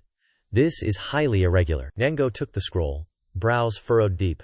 Why do you suspect foul play? Deputy Tong answered with cautious precision. The scouts report identical fatal wounds. 1 or 2 strikes finished them. He paused. His voice hit like stone. Director Tiet could finish them quickly. He is a 5th-rank martial arts master. A demonic powerhouse remains hidden in shadows. Director Nugo narrowed his eyes in suspicion. Could it be a 6th-rank master? Deputy Tong shook his head. Grave. Likely far beyond that level. He fought the Granny Elder and Shu. He even clashed with Director Shu directly. Suddenly, a Jinyue guard rushed inside. Panting, he reported. Director, Elder Lin requests audience. Ngengo nodded. Elder Lin's spies were sharp. Bring him inside. A silver-haired man entered shortly thereafter. He bowed before. Director Nyego froze upon seeing the man. It was young Master Lin Er. The young master stepped forward with indifference. He clasped his hands. He ignored the suffocating pressure. He sat down. He crossed his legs confidently. He spoke coldly. Apologies. My father heard of the cult attack. I am here to investigate. Deputy Director Tong bowed low. We reported the incident to your estate already. Young Master Lin Er nodded slowly. My father knows the Eastern Depot well. The director position remains vacant. Have you chosen a suitable temporary replacement? Director Nugo replied calmly. Only the Emperor decides such appointments. Young Master Lin Er smiled meaningfully. My father believes in imperial loyalty. Great matters require urgent, unified consensus. You should recommend a worthy candidate. Director Nego nodded, his tone grave. If necessary, Deputy Director Tong will command until the court decides. Lin Er chuckled. His gaze turned sharp. Deputy Director Tong. What do you think? Tong waved frantically. I lack the required ability. Lin Er smirked. He spoke with ease. Since you declined, my father suggests the Western Depot's White Guard. Chen has earned merit. Make him commander and acting director. Is that not fair? Director Nigo frowned. Only one commander exists. If he rises, what becomes of Min Ning? Silence followed. The atmosphere grew heavy. Deputy Director Tong intervened immediately. Min Ning is missing from this incident. Appoint Chen as commander and acting Eastern Director. Director Nugo hesitated. Tong pressed his advantage. Elder Lin trusts the White Guard implicitly. This is merely a temporary role. The Empress Dowager will send an official replacement. Director Nigo sighed. That sounds reasonable. Second young Master Lin remained silent, smiling with cold satisfaction. At that moment, Chen Baihu's manner turned deathly still. He watched Yin Ting Xue. She lay pale as a withered petal. Her eyes fluttered open. He spoke with winter's chill. Finally awake? He turned sharply. Brows furrowed. He bellowed. Know your sin? He reached out. His touch was arrogant, commanding her gaze. His eyes were blades. He sneered. Dare you flee again? Yin Ting Xue knelt. Head bowed. She whispered. I dare not. Baihu's voice turned deep. Like ice beneath a frozen lake. Try to escape again. You will face unimaginable, agonizing consequences. His tone shifted suddenly. I bring joyous news, my dear. The demonic saintess is dead. My puppet died in your stead. I have sacrificed so much. Do I not deserve your affection? He discarded his robe. His movements were slow, deliberate, and predatory. He tilted his head. In the blink of an eye, he surged. He pinned her down. He was shirtless and looming over her. Her face burned red, like a ripened fruit. Teeth bit lips. Her eyes brimmed with fury and terror. He gripped her garment. One violent tug. Fabric tore. Her skin gleamed. He laughed harshly. I stay here. We have all night. Ting Xue panicked. She scrambled to cover herself. She shrieked. He merely sneered. His eyes gleamed. Serve me well. Do not disappoint. She saw his arousal. She paled. Cold sweat drenched her. What is this? Was the rumor false? Was he not attracted to men? He offered no words. He cupped her face. He forced a kiss. Amidst the suffocating intimacy, an urgent voice pierced the silence outside. Bai Hu. Superintendent Zhao awaits. He frowned. Suspicion burned within him. Superintendent Wu? Is that you? Have I left a trail? He ignored the summons. He continued his relentless assault. 2 minutes passed. He finished, drenched in his own sweat. The scene shifted. He stood in the hall, composed and regal. Greetings, young Master Lin. Commander Engo. Commander Nigo nodded once. Enough formalities. This is urgent. Bai Hu mused. He served Elder Lin. The Lin faction dominated through tyranny. Corruption reigned. The court despised them. No one dared intervene. Why visit me? Is this misfortune? Thoughts spiraled. He bowed low. Why does young Master Lin grace me? Commander Ngo spoke coldly. The Eastern Bureau succession is decided. Bai Hu waved his hands. His voice dripped with deep caution. Such grave matters require careful deliberation. No haste. Young Master Lin smiled warmly. He revealed a golden-threaded invitation. Hesitation? My father will be displeased. Take this invite. We discuss details. His voice dropped low. Eyes sharp like blades. Bai Hu. You are the perfect choice. Wealth and power? Does every man not crave this? Many coveted this seat. Chaos stirred within him. Dark suspicions grew. Young Master Lin paced forward. Hands behind his back. You follow rules. Rule the bureau. My father shall rest. Bai Hu realized. They wanted to chain him to their faction. Young Master Lin pressed on. My father favors you. Do not refuse again. He turned to leave.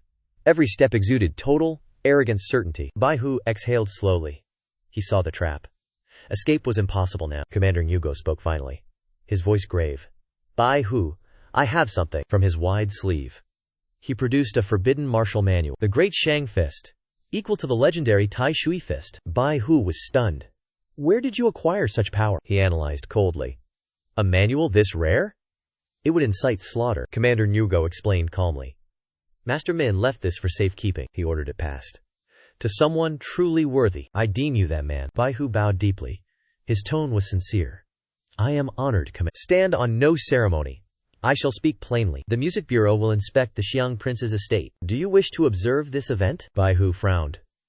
An ominous feeling stirred within. Targeting the prince's estate? Disaster looms. He must act now. 30 minutes later, he reached the bureau, deeply anxious. By coincidence, Min Ning was also present. She spoke softly. Bai Hu. He squinted suspiciously. Why are you here? Min Ning bowed low. I assisted with the register. Bai Hu smirked.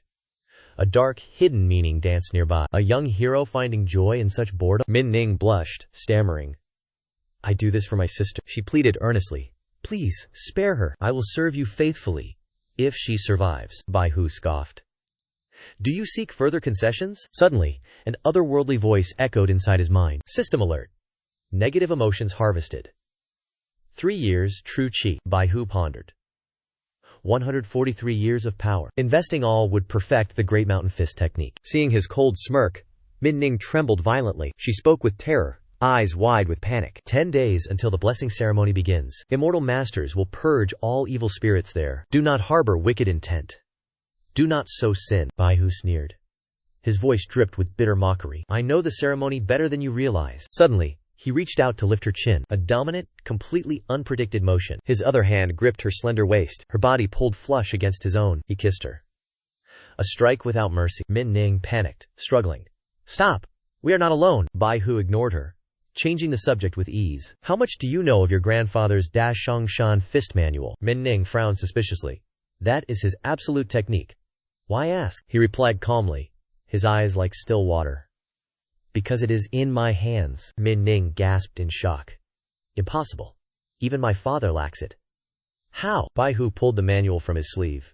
See for yourself. She looked down. Her body trembled. It is the original. Hours later. A hidden room in Bai Hu Pavilion. A breeze drifted through. Min Min furrowed her brows. Will you truly enter the Death Palace with him? Min Ning nodded slowly. Her gaze burned with sheer determination. Indeed. He holds my grandfather's martial manual. Min Min asked, stunned. Ning Xi, will you sacrifice yourself for this? Min Ning gripped her sister's hand. I must approach him. Retrieve the manual, she whispered, cold and calculated. Control the situation. Or face ruin. Min Min sighed heavily. Do not destroy yourself for this. Min Ning smiled faintly. Her resolve remained unshaken. Sister. Rest easy. I know my limits. She stood abruptly. To protect you, I will enter that hell. Min Min watched her leave. Ning suffers too much. My own worthlessness. Suddenly, an old woman emerged from behind the screen. She mocked their sisterly bond. She noted that Min Min previously contacted the master. The West Depot seeks an alliance. Min Min nodded, explaining that Ji Yu is dead. Elder Lin lost his trusted subordinate. Yan is certain to become the East Depot chief. The woman ordered Min Min to befriend Bai Hu. Min Min asked suspiciously. What kind of alliance? The woman replied. You are the top courtesan. The pavilion spent heavily on you. Now is the time to repay the debt. Min Ning asked in disbelief. Must I be the one? The woman nodded. If he wants you as a concubine, do not refuse, she continued coldly. The novelty of a concubine fades quickly. Seduce him. Serve him well. Capture his heart completely. The woman produced a blue porcelain vial. The master values this commander highly. Use this poison. Break his internal energy now. Without the antidote, his martial arts will vanish. His meridians will shatter completely. Min Nin asked anxiously. How should she administer the poison? The old woman replied calmly. Use the moment of ecstasy to hide the toxin. At that same moment, at the Laram estate, Elder Laram sat in meditation. He ordered Yen Nhi to burn more river incense. The second young master added the incense. His real name was Lam Yen. He wondered aloud, why does father care so much about Bai Hu? Elder Lam did not answer. Instead, he mentioned the Empress Dowager desired an audience. Lam Yen frowned. The Empress rarely summoned individual officials. Why summon him? Elder Lam spoke. A month ago, they discovered a mysterious youth in the capital. He paused, eyes turning dark. The youth claimed descent from the Chen clan of Jin. They once racialized Lakavang Vid. They massacred the An clan, masters of the capital. Lam Yen gasped in horror. Blood feuds run deep. How could the Empress forget? He remained suspicious. The Chen name is everywhere. Is he truly that descendant? Elder Lam spoke with a chilling tone. Truth is irrelevant. If the Empress believes it, he is the one. The next morning, Bai Hu entered the palace. A eunuch spoke sharply. Your Majesty. Western Depot Protector Bai Hu requests an audience. Proceed, came the reply. The eunuch bowed deeply. Bai Hu, you may enter. Bai Hu entered. He knelt and saluted. Protector Bai Hu bows before the Empress Dowager. The Empress spoke directly. Elder Lam recommends you for Eastern Depot. Are you capable? Bai Hu replied respectfully. I will serve with my life. I share your burden. Empress Anne nodded with a smile. Those words bring me great peace. She flicked her sleeve. A scroll flew out. Ngo Kan Thang shielded you from a formal complaint. It claims you abducted a maid from the prince's estate. How do you explain this? Bai Hu accepted the scroll. Empress, there is a misunderstanding. Empress Anne stood. Her gaze turned icy. Is she your wife or your concubine? Bai Hu was stunned. Suspicion filled his heart. Why ask such things? He bowed respectfully. She is a concubine. Empress Anne nodded calmly. Concubines are fine. I have already arranged your official wife. Bai Hu froze. Bizarre. This story arc remains truly unprecedented. Is this the hidden path of heaven? The eunuch whispered. Bai Hu, express your gratitude. Bai Hu bowed low. I am grateful for the Empress's grace. The Empress spoke with grave, gentle authority. If all subjects were as loyal as you, my role as mother of the nation remains justified. Visit the medicine hall for your elixirs. Then, retire to your quarters to rest. Bai Hu bowed and accepted the command. A eunuch stepped forward, gesturing with respect. Master Bai Hu, please follow me. Doubt surged within Bai Hu's cold heart. Drink the medicine? What schemes does the Empress truly harbor? She watched his figure fade behind curtains, her brow furrowed with deep, calculating intent. How could such deep blood hatred be forgotten? Keeping him alive targets the enemy's lineage. Yet, this is not enough vengeance. Her voice turned colder than winter frost. Destroying flesh cannot destroy the soul. True hatred requires humiliation and torment. A cruel smile curled upon her lips. The eldest daughter of Chen, the final heir. If she is forced to wed Bai Hu, they will commit the ultimate forbidden union, tainting their honor, shattering all moral laws. This is the most venomous strike. You destroyed my clan. I ruin your legacy. Your name will be trampled into dust. The empress commanded with thunderous, chilling authority. Old woman. A gray-clad figure emerged, emanating profound power. She is the second-rank grandmaster, known fearfully as the anonymous matriarch. She bows low, offering a deep salute to the Empress Dowager. The Empress Dowager frowns, her gaze sharp as a blade. What has been uncovered regarding Zhu Yun's death? The old woman cups her hands and answers slowly. Reporting to the Empress, the Magpie Society spies have investigated. Rumors claim Wu Yonglu fabricated Zhu Yu's ties to the demonic sect. The Empress Dowager narrows her eyes, her face showing clear displeasure. Wu Yonglu is incredibly bold. Her voice drops, cold as ice. I allowed them to take root in court, yet they dare incite chaos under the Directorate of Ceremonial? She waves her hand, commanding like steel.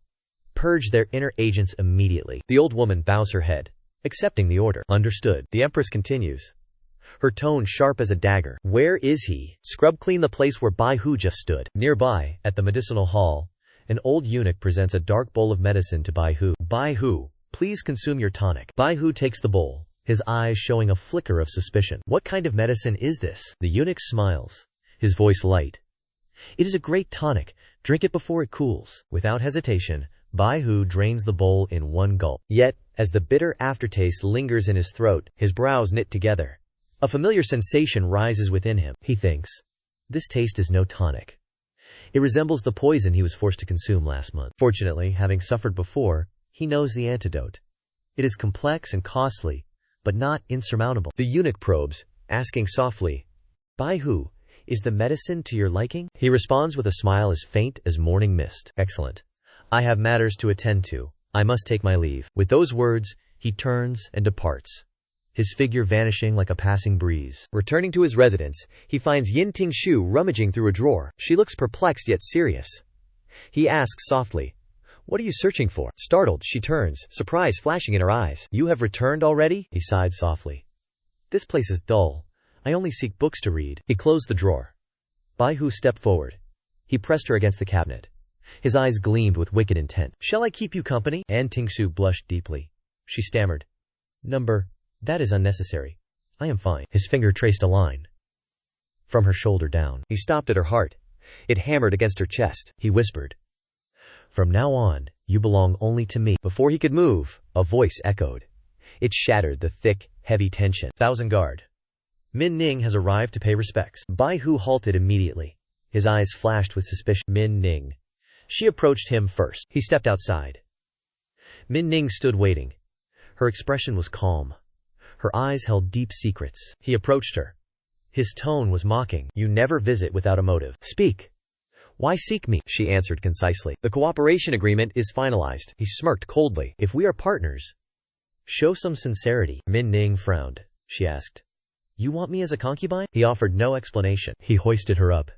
His hand lingered dangerously. He murmured, now you understand.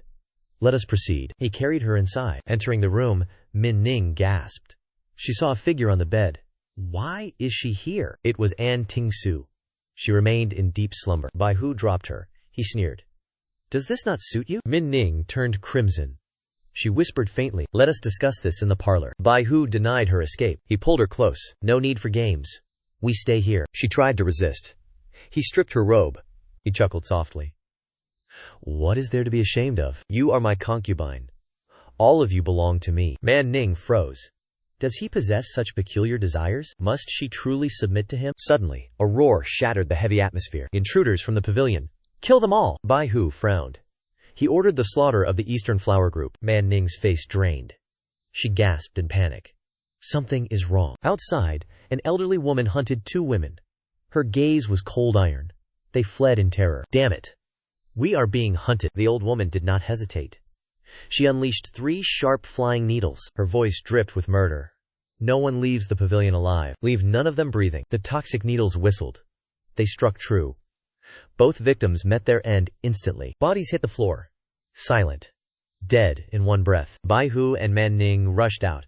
Seeing the corpses, her face turned ghastly pale. What is happening here? She looked afar. Her eyes locked. She turned deathly pale. Even the old woman was targeted. The old woman scowled. She shouted furiously, He Nashi society! Do not cross the line! The mob did not flinch. Their aura surged like wild beasts. A thug screamed. Kill her! The old woman snarled. Come then! I shall destroy you all! She threw a powerful punch. The attacker was launched away like a fallen leaf. Her stance remained firm. She sneered. Touch me? Die! Man Ning trembled violently. Her voice cracked. It is over. If they enter, I will die. What do I do? She turned to Bai Hu, begging. Go out and lure them away. He remained silent. His grip tightened. His eyes hid dark secrets. Bai Hu removed his outer robe. Man Ning gasped. Wait, what are you doing? He pinned her against the wall. To hide from prying eyes, she was shamed and terrified. Should you not draw them away? Before she spoke, he struck. Their lips met. Swift as lightning, Man Ning pushed him away, panting. How can you do this now? Bai Hu silenced her. He pulled her into his arms. Without a moment's hesitation, his voice dropped. Cold and firm. Do you think I can wait longer? Cooperate with me? Right now. While we remain entangled, the old woman suddenly appeared at the threshold. She stepped forward steadily, calling his name sternly. Bai Hu turned instantly. Pretending surprise, he dressed and stepped forward. Matriarch. Why are you here? She squinted, icy. Daring.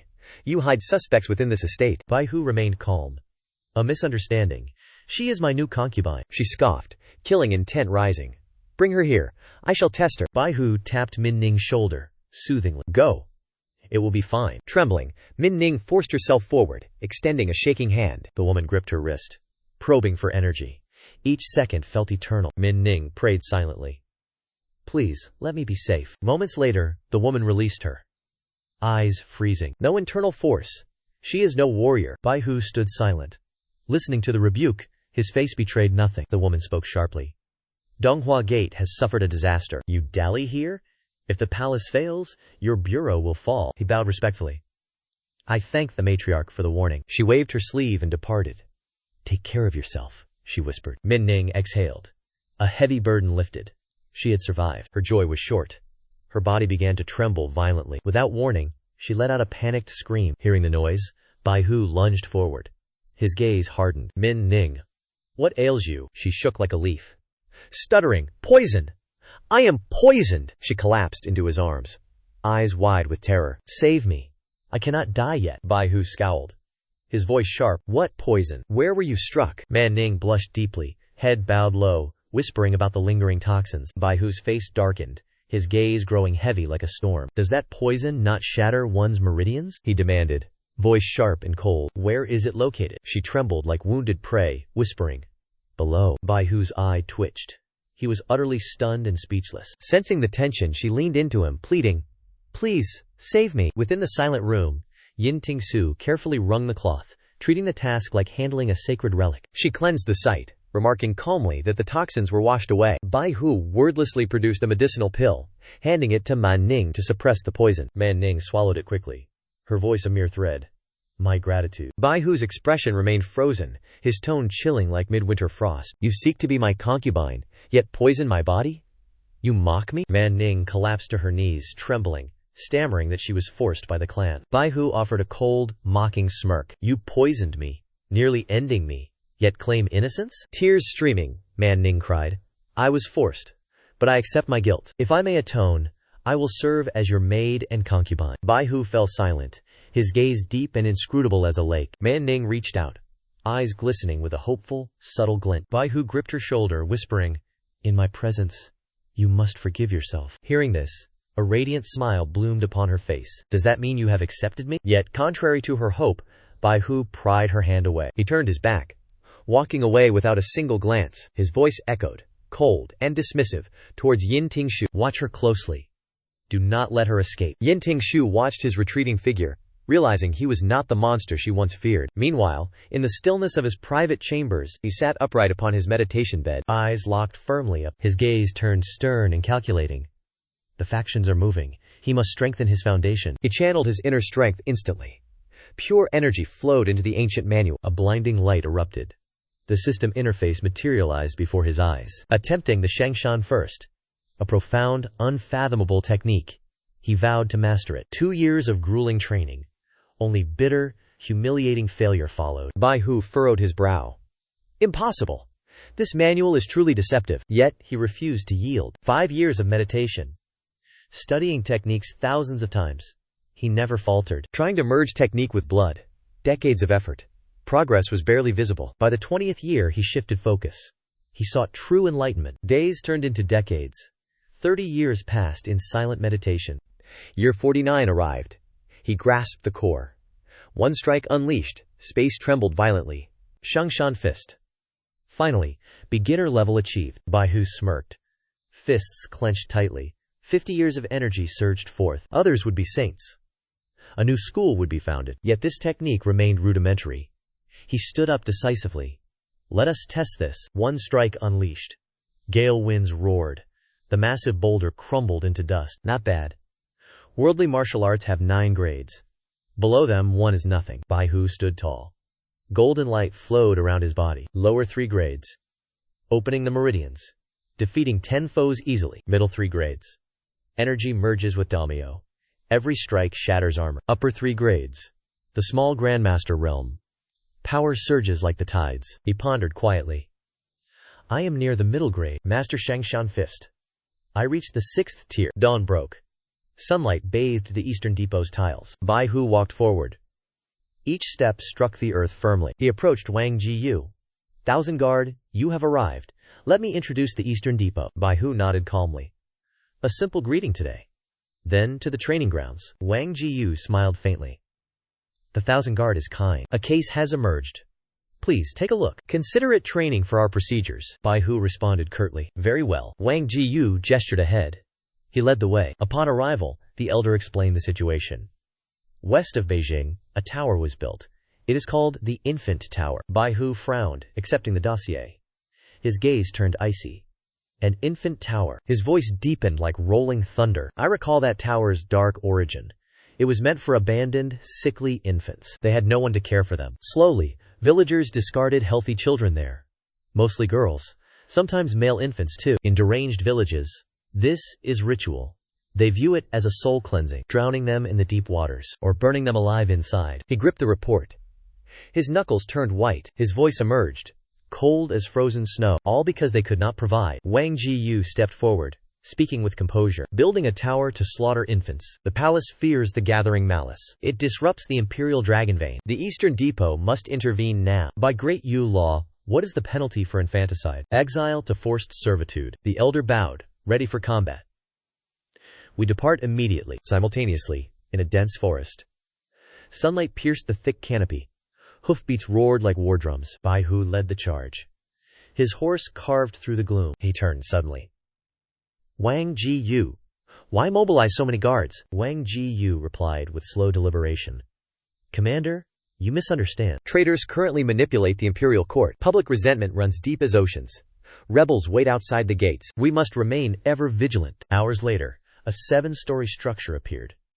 Eave tiles curled like cranes. The wood was rotted. As they approached, biting frost crept in. Gray spirits swirled like malicious clouds. Wang Jiyu spoke slowly. We have arrived. Dismount. Commander Bai Hu. Bai Hu's gaze was a blade. He drew his steel. Capture every suspicious person. Find the mastermind. Arrest every accomplice. Execute the law. Wang Jiyu lowered his voice. His words held a hidden intent. I said. Dismount. Commander Bai Hu. Bai Hu narrowed his eyes. His voice was cold as night frost. Did you not hear my words? Wang Jiyu chuckled. His expression was mocking yet pitying. I did not expect you to show mercy, Bai Hu. Suddenly he roared like thunder. The shout shook the entire forest. Bai Hu, dismount now. Bai Hu frowned. He gripped the document tightly.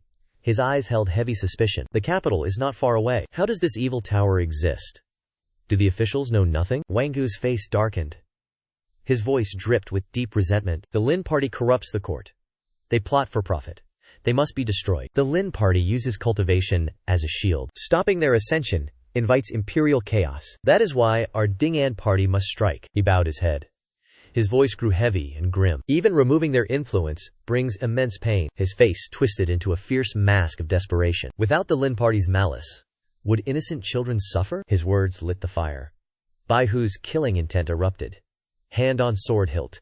Eyes burning with fury. Wang Jiyu saw the threat. He screamed out, Stop! Bai Hu, dismount at once! Too late. The subordinates drew blades. They swarmed like angry hornets. Steel sliced the air. Bai Hu glared. His voice struck like thunder. "You court death!" One swing. The blade flashed coldly. The first man fell. Blood sprayed the earth. The others froze, eyes wide with shock. Then they charged like frenzied beasts. 2 vanguard warriors lunged. They ignored their own lives. Bai Hu did not move. He let out a cold hum. His aura crushed their spirits. Instantly, flames exploded outward. They were incinerated. No time to scream. Wang Jiyu retreated. His face turned deathly pale. His eyes bulged in terror. Is he truly just a captain? Bai Hu sat tall in the saddle. He did not look back. He spurred his horse forward.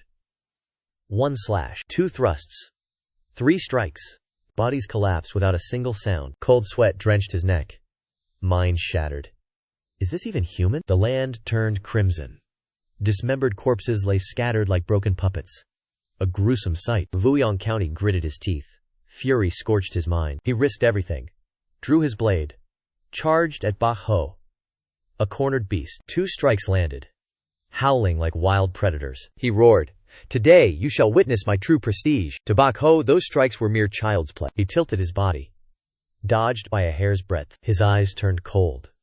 A gaze of pity, not malice. In a flash, Bai Hu closed the distance. His voice dropped to a frigid whisper. "Your blade is too heavy. Your moves, slower than tortoises." Vuyang County panicked. He tried to dodge. Too late. The sword slashed. His arm fell to the freezing earth. Realizing defeat, Vuyang County threatened Lindang. "There will be no mercy for you." Bai Hu strode forward, dragging his blood-stained blade. His voice sounded like cold ash. "If Lindang erred, you possess no right to use their faults as an excuse to slaughter." Face turning pale. Escape was impossible. Vuyang County trembled. "Make it quick. Just kill me." Bai Hu chuckled coldly. Eyes like frozen ice. "I find no joy in mercy." With one swift motion, the remaining arm was severed from his body. As he writhed on the ground, Man Ninth and her guards arrived. The blood-soaked scenes stunned them. Bai Hu did not turn. His gaze remained fixed on Vuyang County. Sharp as a drawn blade, he placed his sword against the man's throat. Not a single word wasted. Vuyang County pleaded again. No longer shouting, just a broken whisper. "End it now." Bai Hu sheathed his sword. He remained silent. His voice drifted like the wind. Yet every word cut like ice. "Death is too easy. Torture is worth the effort. I will bandage your wounds. Then, you head to the capital for interrogation." Hearing this, Vuyang County looked completely bewildered. "What is your intent?" Bai Hu replied calmly. He intended to spare his pathetic life. Upon returning to the capital, he would inform the Ding An party. He would report today's events directly to King Kenyef. Despite his defeat, he shouted, "You may kill me, but you cannot kill King Kenshan. You may control me. You cannot control the entire Dinglian party. Even the East Factory commander cannot stop me." Bai Hu wiped his blade, voice cold. "What they fear, I execute. Who they spare, I kill." The young man turned to Min Ning. "Did you hear that?" She startled. "Huh?" Bai Hu ordered them to clear the corpses and escort Wang Jiyu away. Min Ning felt cold dread.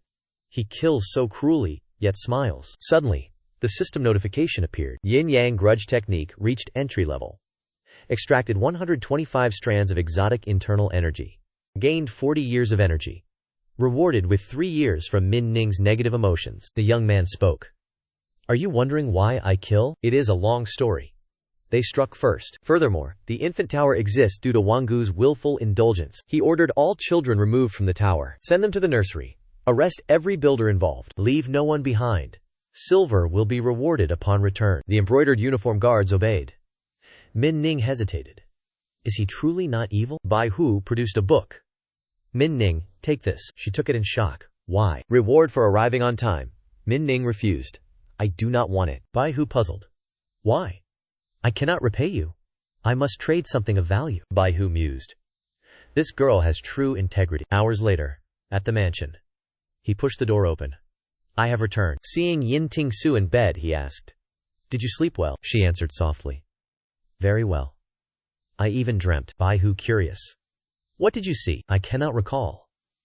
"You were with a one-armed woman, arguing fiercely. She insisted on taking me away, harboring deep malice toward you." Ting Xue asked, "Do you know who that woman is?" "My dreams are prophetic. Like the time I dreamt you would arrive." Bai Hu answered. "She is Zhu Yi Tang." Her expression darkened. Zhu Yi Tang. ninth on the martial rankings, she questioned.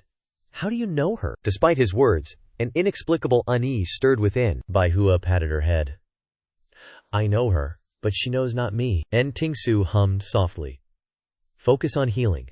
I shall not trouble you. Meanwhile, at the Prince Jing estate, an elder roared at kneeling subordinates. Who dared order the execution of a fifth-rank commander? The aides stammered.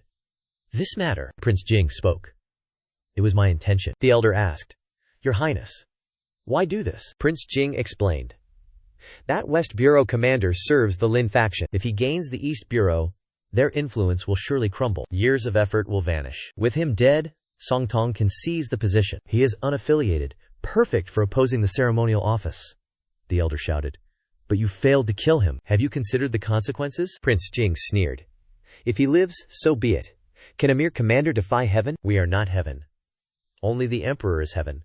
The Empress Dowager is heaven's mother. Another elder sighed. We must clean up this mess. Prince Jing brooded, his face dark. Shall I dispatch fifth-rank experts to finish him? An elder immediately opposed. Forbidden.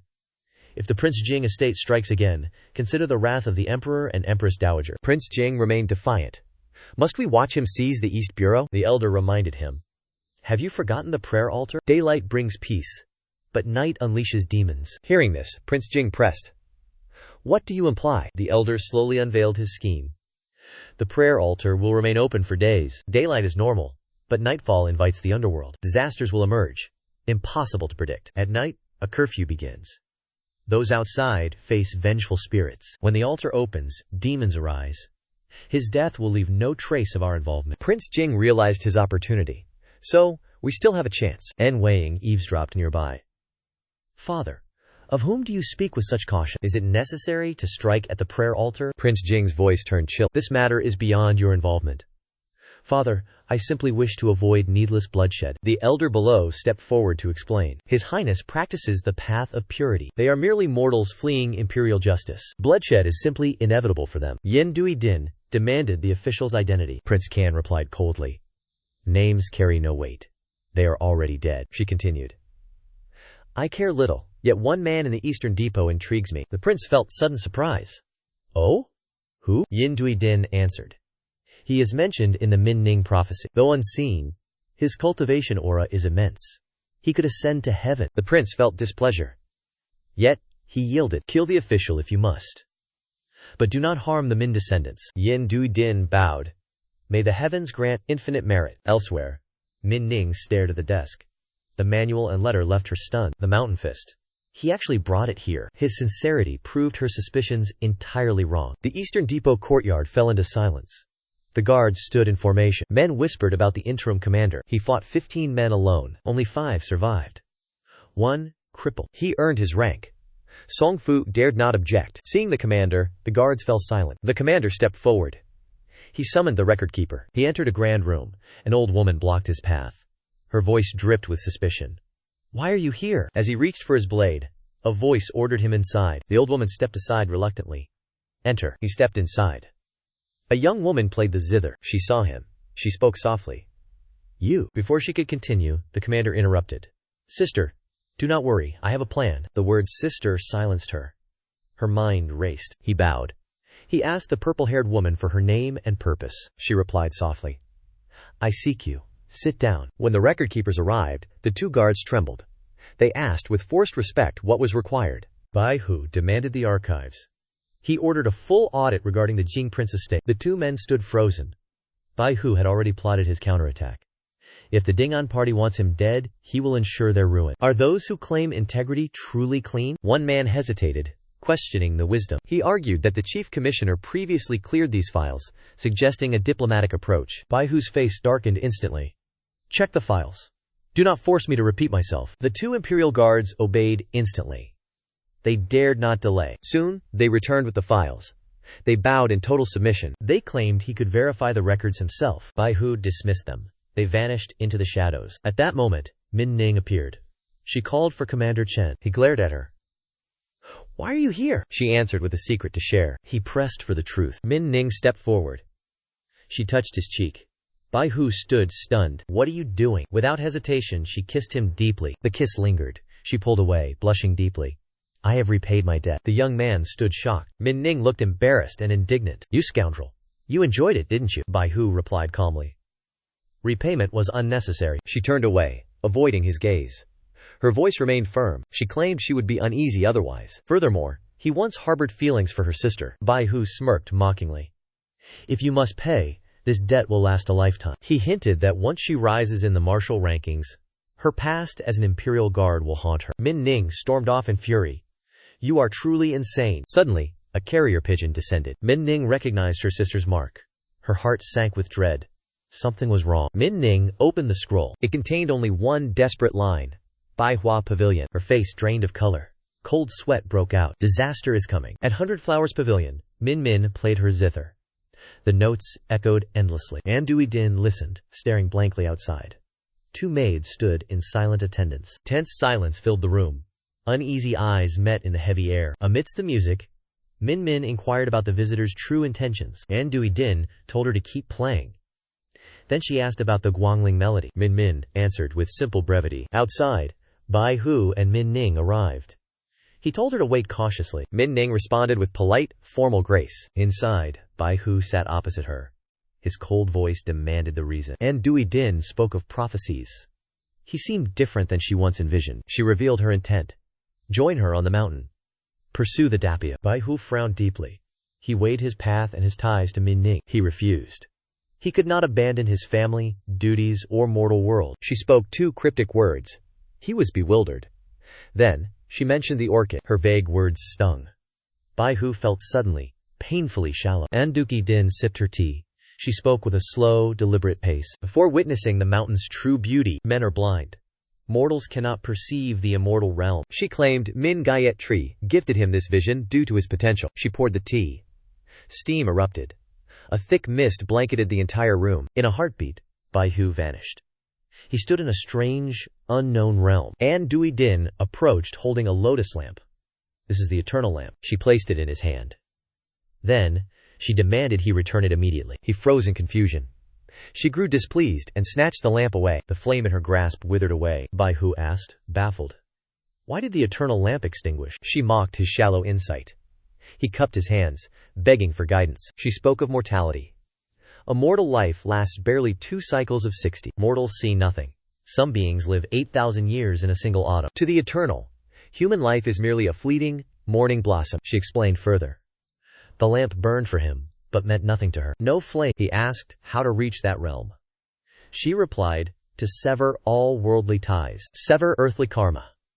The surrounding fog dissolved completely. Andui Din praised his insight. Bai Hu asked, without severing karma, can one achieve immortality? She claimed to be a guide. The path demands absolute emotional detachment. Bai Hu stood up, mocking the fairy. Do you cultivate Tao or immortality? 2 attendants erupted. How dare you be impudent? Witnessing this scene, Min Min sweated profusely. Inner anxiety flared. We are finished. If the fairy strikes, disaster follows. Andui Din continued, praising the righteous path. She loathed deviant behavior. Those following heaven's will must be fair. The system appeared. Her negative emotions yielded 3 years of true qi. Bai Hu sneered. Your words are merely Mo school heresy. Though renowned in ancient times, you are now base. If finished, Fairy Anne, leave. I shall escort you. Andui Din replied coldly. So, you refuse. Very well. What cannot be forced, let go. Tension eased. Min Min sighed. Thankfully, nothing happened. Outside, Min Min paced anxiously. Why have they not emerged yet? Seeing them appear, she finally breathed deeply. The air turned freezing. Killing intent surged. Andui Din watched. Suspicion rose. Such dense bloodlust? Is the day for demon slaying already here? Bai Hu frowned. He calculated. 3 days remain. Why arrive early? The script has changed. Min Nin approached, clutching his hand. You finally returned. Bai Hu spoke. Brother Sun Min, waited long? Min Nin froze. Her face shifted in confusion. She grasped the intent. She played along. Are you asking if the Bai Hua Pavilion matter is settled? He nodded. It is finished. This is Fairy Anne. Fairy Anne. This is the Eastern Depot Inspector. Bai Hu. Zuo Sun Min. Andui Din watched Min Nin. Such deep, regrettable fate. A Taoist appeared. Charms for sale. Buy luck. Buy fortune. A crowd gathered quickly. They begged the Taoist for peace talismans. The Taoist smiled brightly. Everyone shall receive one. Yin Du-ying observed them. She sensed something strange. The Taoist looked up. He packed his belongings. He acted erratically. I am sold out today. Yin Du-ying drew her sword.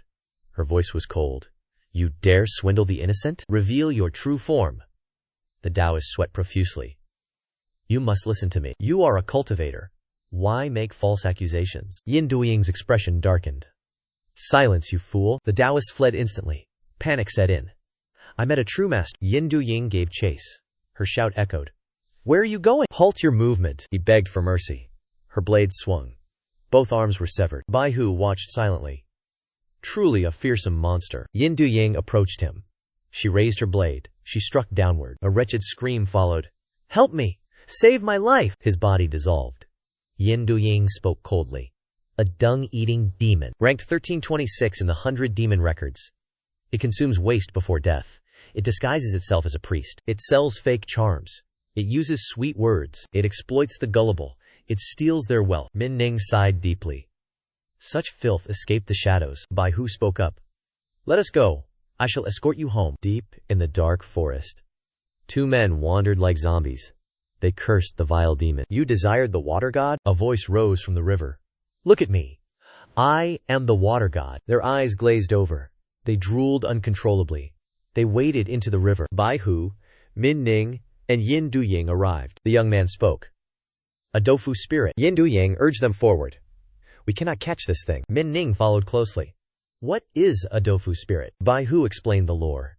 It is a vengeful spirit, born from a drowning woman. Her husband Liu Ba once spoke of affairs. He wrote poems of the water god. She drowned in despair. She became a vengeful demon. Most are drowned women. Their resentment is absolute. They are difficult to slay. An Dui-din walked ahead, issuing a warning. The exorcism day is strange. Prepare for chaos. Suddenly, a pale-eyed stranger emerged, shouting, Stop! Do you believe in ghosts? Man Nin's expression turned grave. Bai Hu smiled coldly.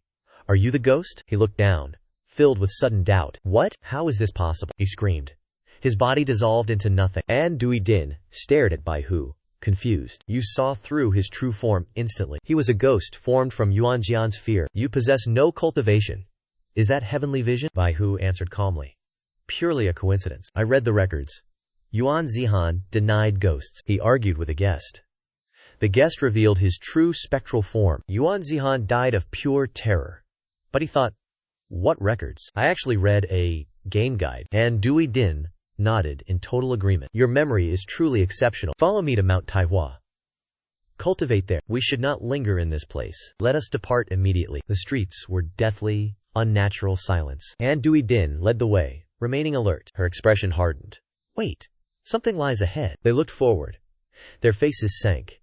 Bai Hu spoke. A vague shadow manifested before them. A three-headed, six-armed ghost appeared clearly. Bai Hu, said Asura.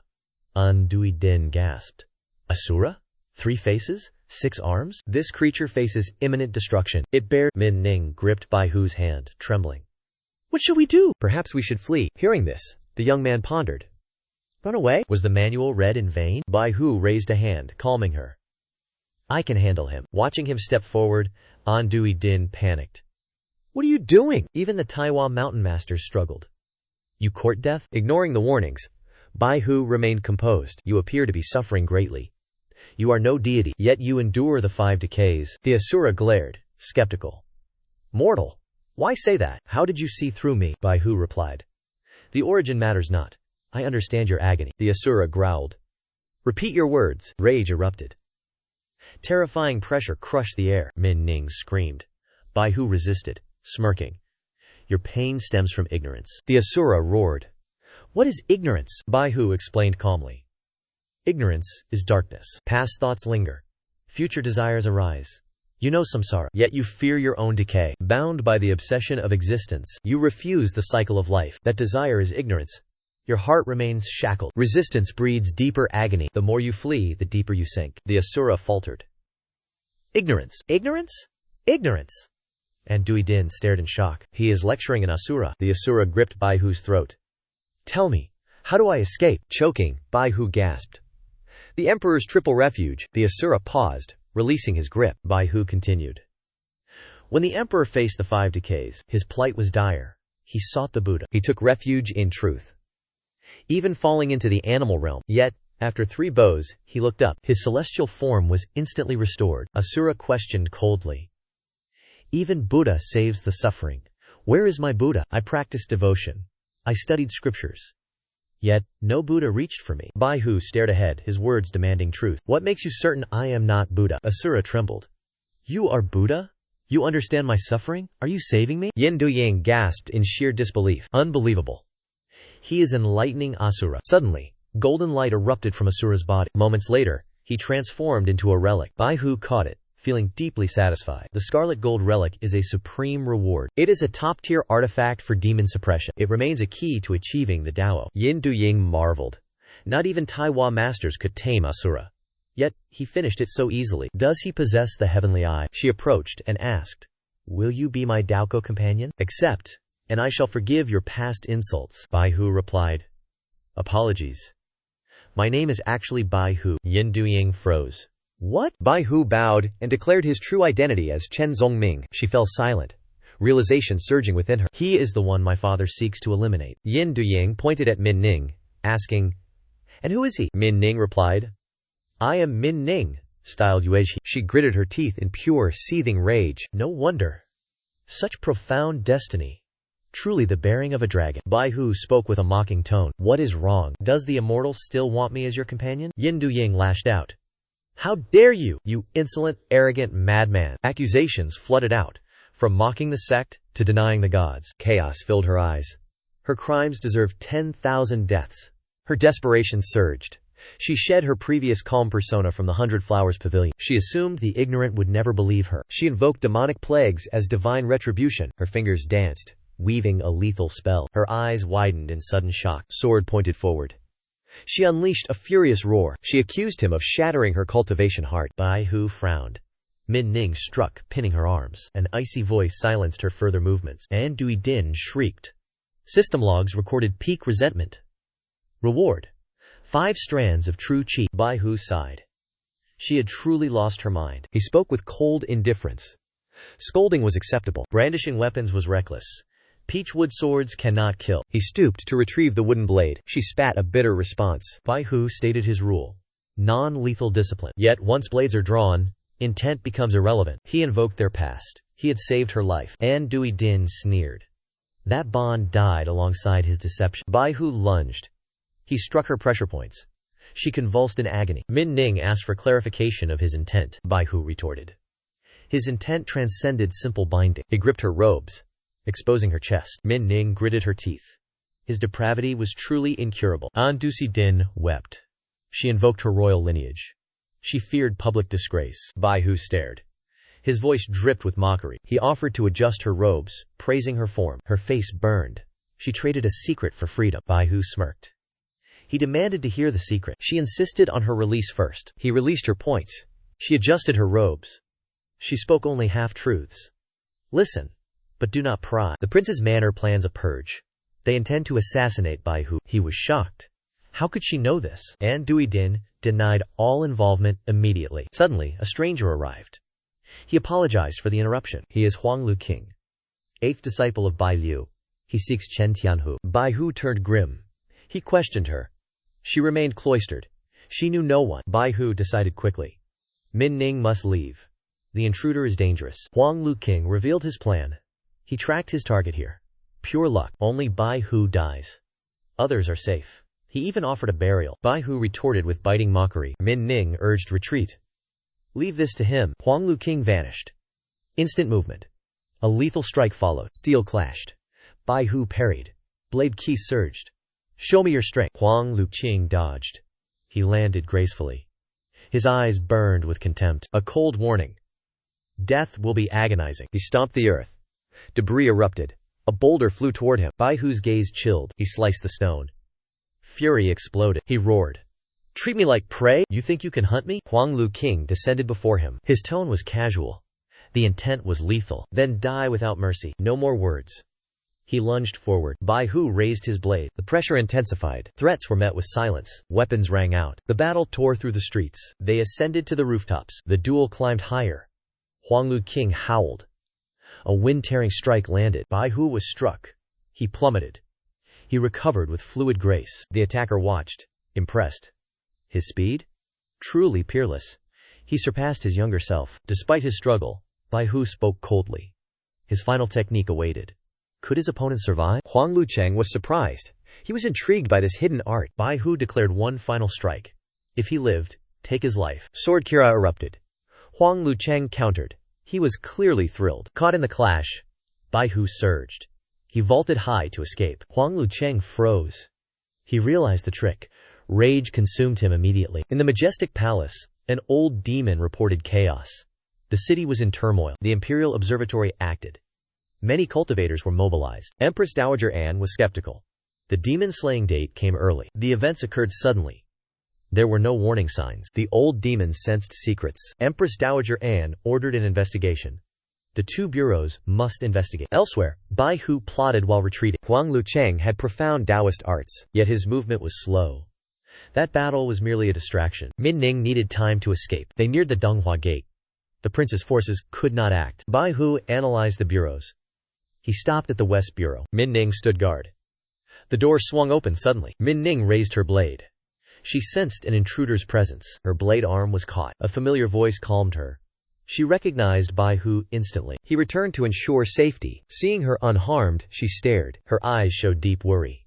He had sustained grave wounds. Bai Hu dismissed his minor injuries. Andu Ying mocked him heartlessly. He answered with a smirk. He claimed he must survive. He was her fated partner. She scolded his blasphemy. He insulted the Taoist sect. Bai Hu feigned ignorance. Andu Ying stood, coldly denying his status. She cited Taiwan mountain laws. She glanced at Min Ning significantly. Bai Hu grasped Min Ning's waist. He declared his possession loudly. He forbade her from interfering, and Dumming froze. Negative emotions spiked in the system. Bai Hu calculated his spirit energy rewards. He focused on condensing his essence, and Duki Din turned away, seething with rage. She felt this place was no longer safe. Bai Hu reacted instantly. He raised his blade, and Dui Din glared at him. What is the meaning of this? The youth sneered. You tried to kill me. Compensate me now. And Dui Din kept her composure. I told you. I am not involved. Bai Hu scoffed. Your words mean nothing. My feelings decide the truth. Defeated, she offered a pill refining manual. Was he interested? Bai Hu snatched it greedily.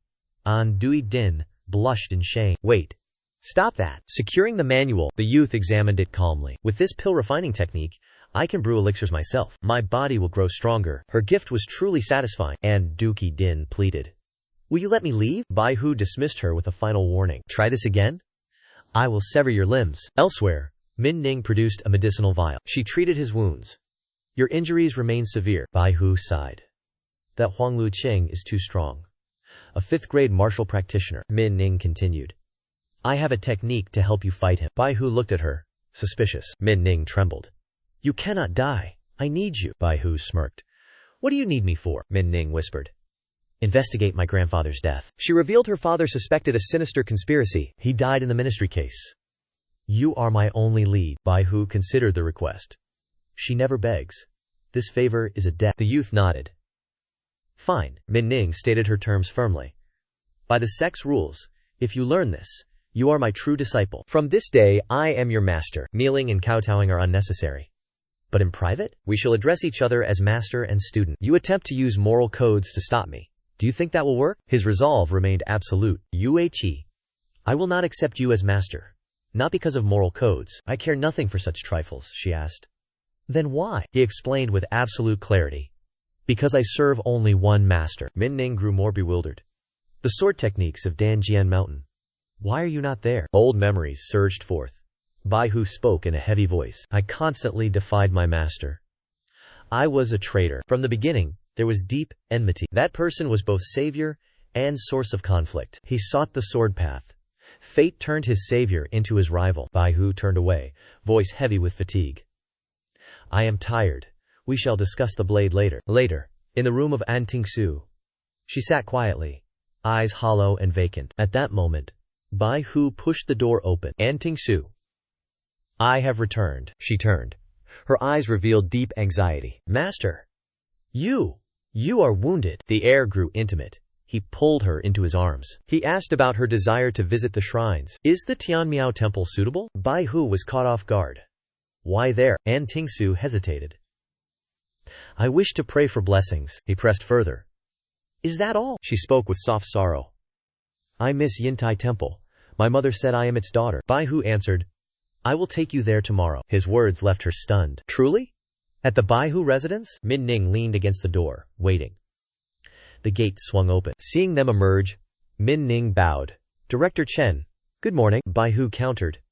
Why are you here? She explained that An Hao ordered a thorough investigation. She was assigned as his assistant. Bai Hu stated his intent. I seek the Heavenly Lamp Temple. Will you follow? Min Ning pointed toward the carriage. Everything was prepared. Night fell upon Heavenly Lamp Temple. Heavy rain poured down relentlessly. Outside the temple, tension grew. Shadows flickered near the inn courtyard. Amidst their conversation, Bai Hu inquired. Arrived at this place. Feel anything strange? Ting Xue replied. She recalled a few past memories. Min Ning sipped tea.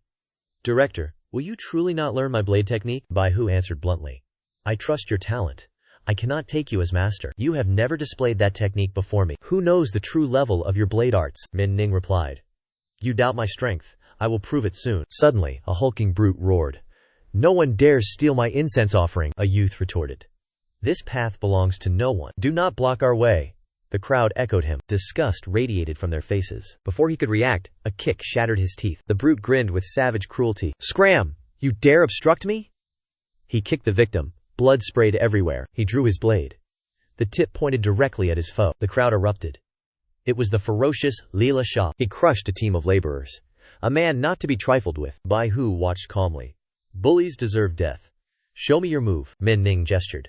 Observe the technique closely. Her silhouette blurred. She landed before the brute, voiced ice cold. Unauthorized blades in the Imperial Guard's presence. Die. Leela Shah stared. His expression turned lethal. He bluffed.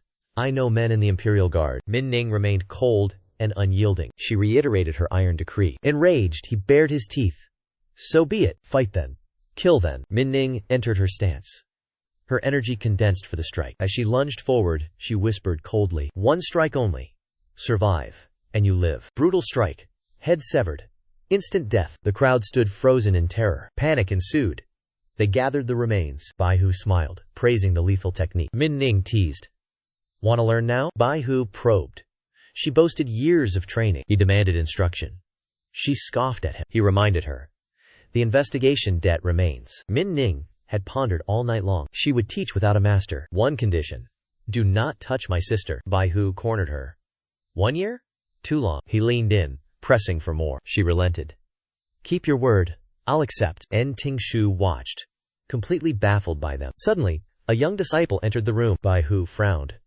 The boy delivered an invitation. They arrived at the library elder's domain. The heavy gates of Fei Yuan groaned. The guide gestured. The master waits inside. Bai Hu entered. Fei Yuan spoke politely. Why invite me? Bai Hu asked coldly. They discussed the ongoing secret investigation. Do you know the origin of demons? Fei Yuan paused, his gaze turning dark. He spoke of heaven demons.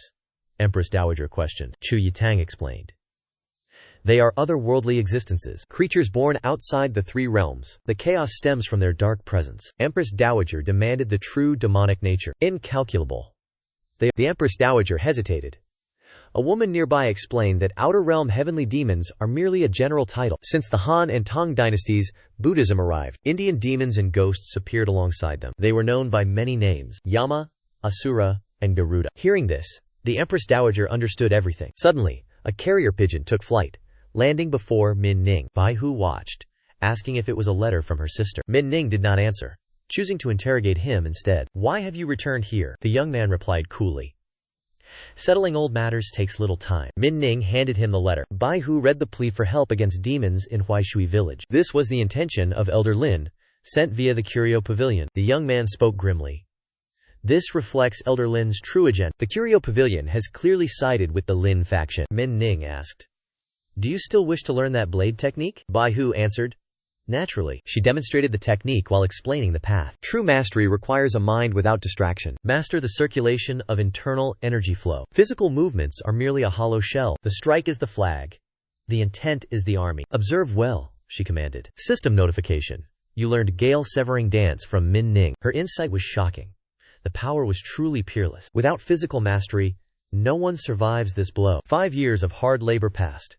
the essence remained elusive. 2 full years of seasonal cycles followed. You mastered the blade intent and cosmic changes. The true meaning flows through the heart silently. Reach perfection. Gale severing dance mastered. 130 years of energy remains. Bai Hu gripped his blade, his eyes focused. One strike unleashed. Leaves severed in mid-air. The shockwave caused the surrounding bells to vibrate violently. Witnessing this, Min Ning could not hide her shock. Where did you learn that blade technique? Bai Hu answered. I learned it from you. I simply perfected it. Min Ning froze.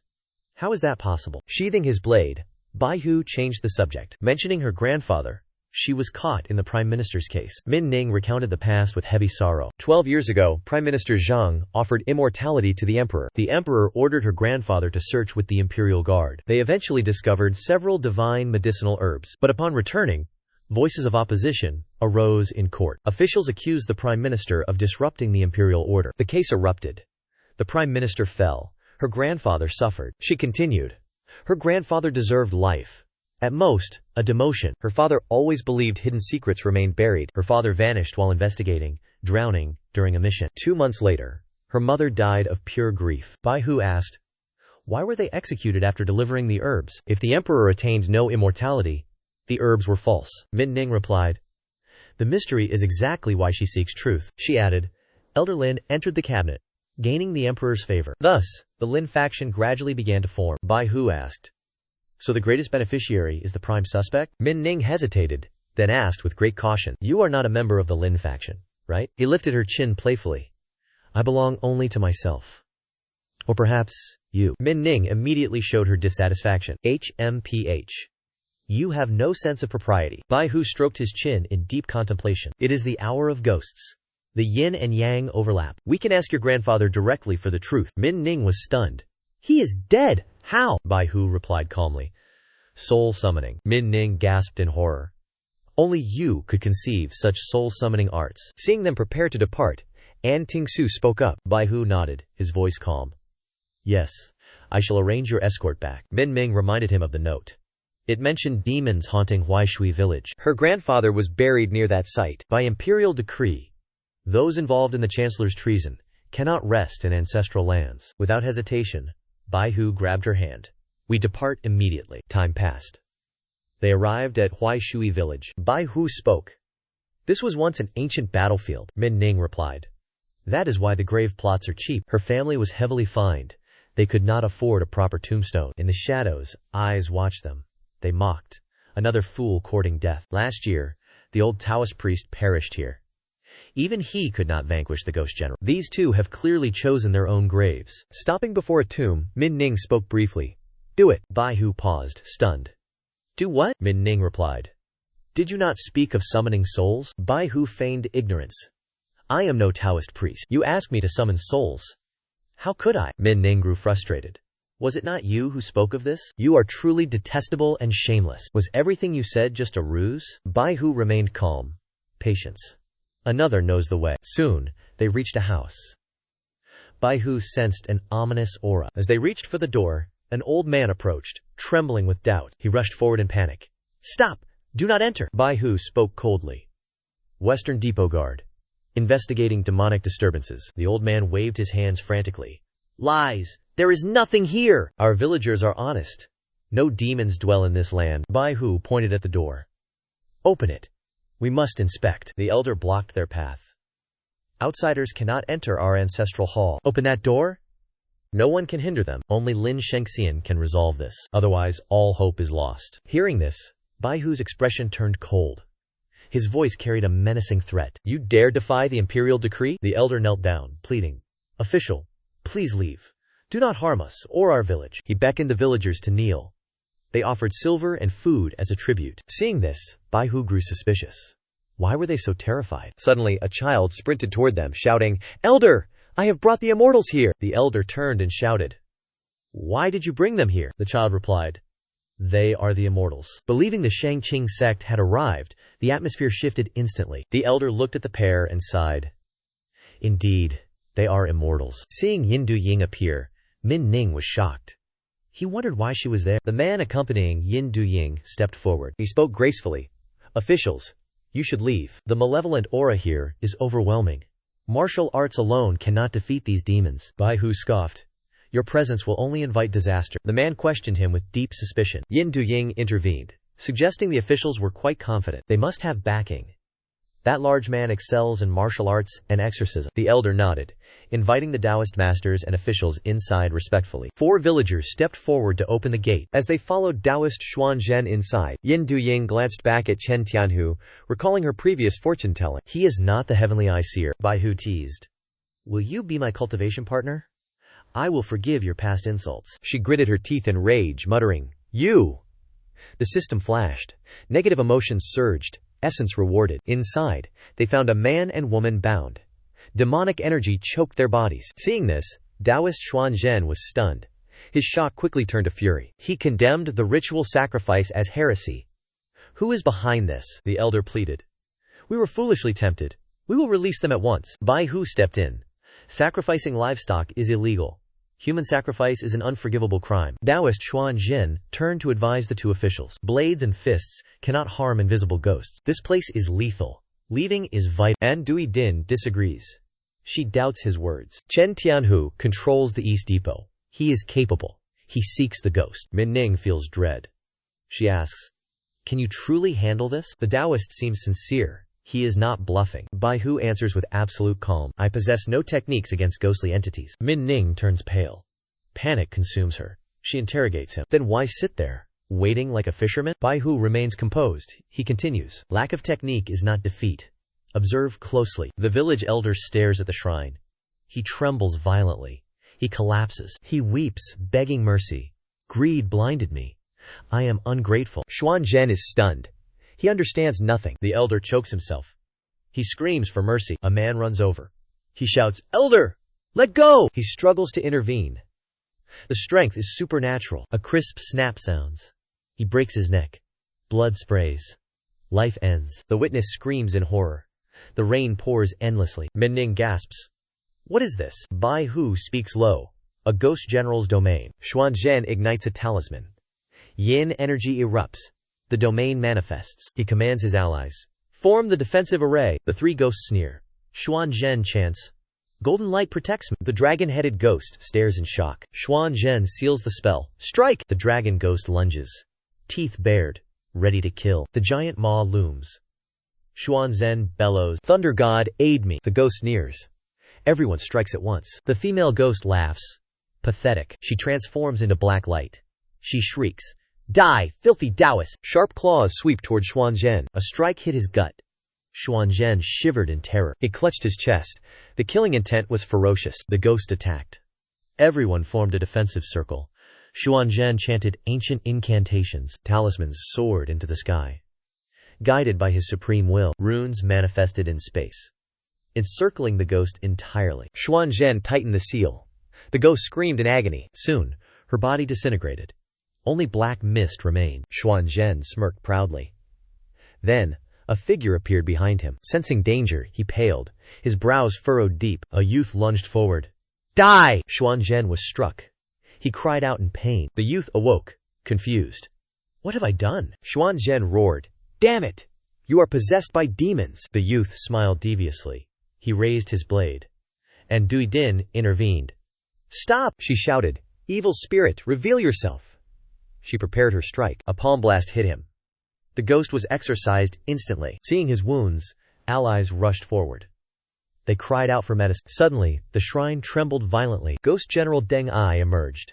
He roared, None shall disturb this sanctuary! And Dui Din turned pale. She cast 2 talismans.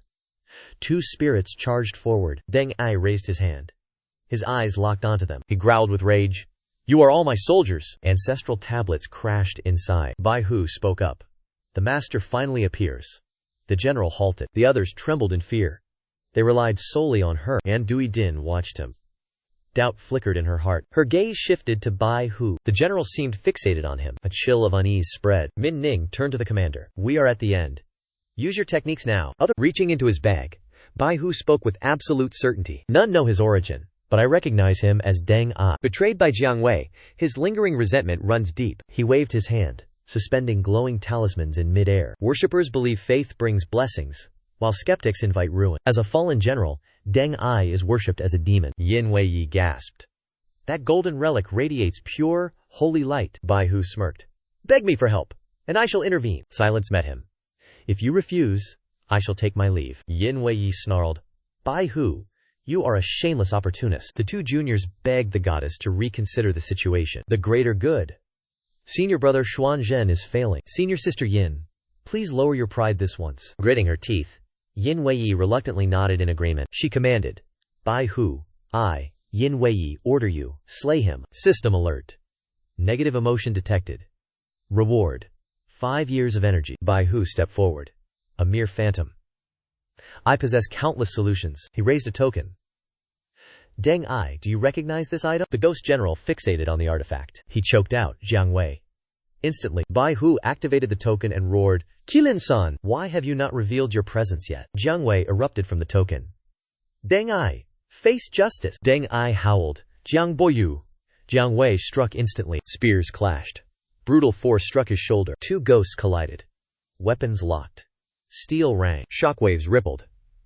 Terrifying demonic aura paled their faces. Too powerful. Are these true ghost generals? Yin Weiyi trembled. Fear gripped her soul. The ghosts vanished. Bai Hu whispered.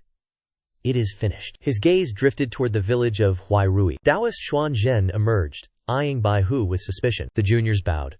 We thank you for saving us. Bai Hu maintained his brazen facade. Fairy, remember this favor well. An Dui Ding stammered in rage. You shameless scoundrel. Using kindness as extortion. The villagers of Huaishui peeked out. They asked, skeptically. Is it truly over? Has the ghost general been suppressed? It seems so. The officials and Taoists prevailed. Man Nin rushed forward. The crisis ended.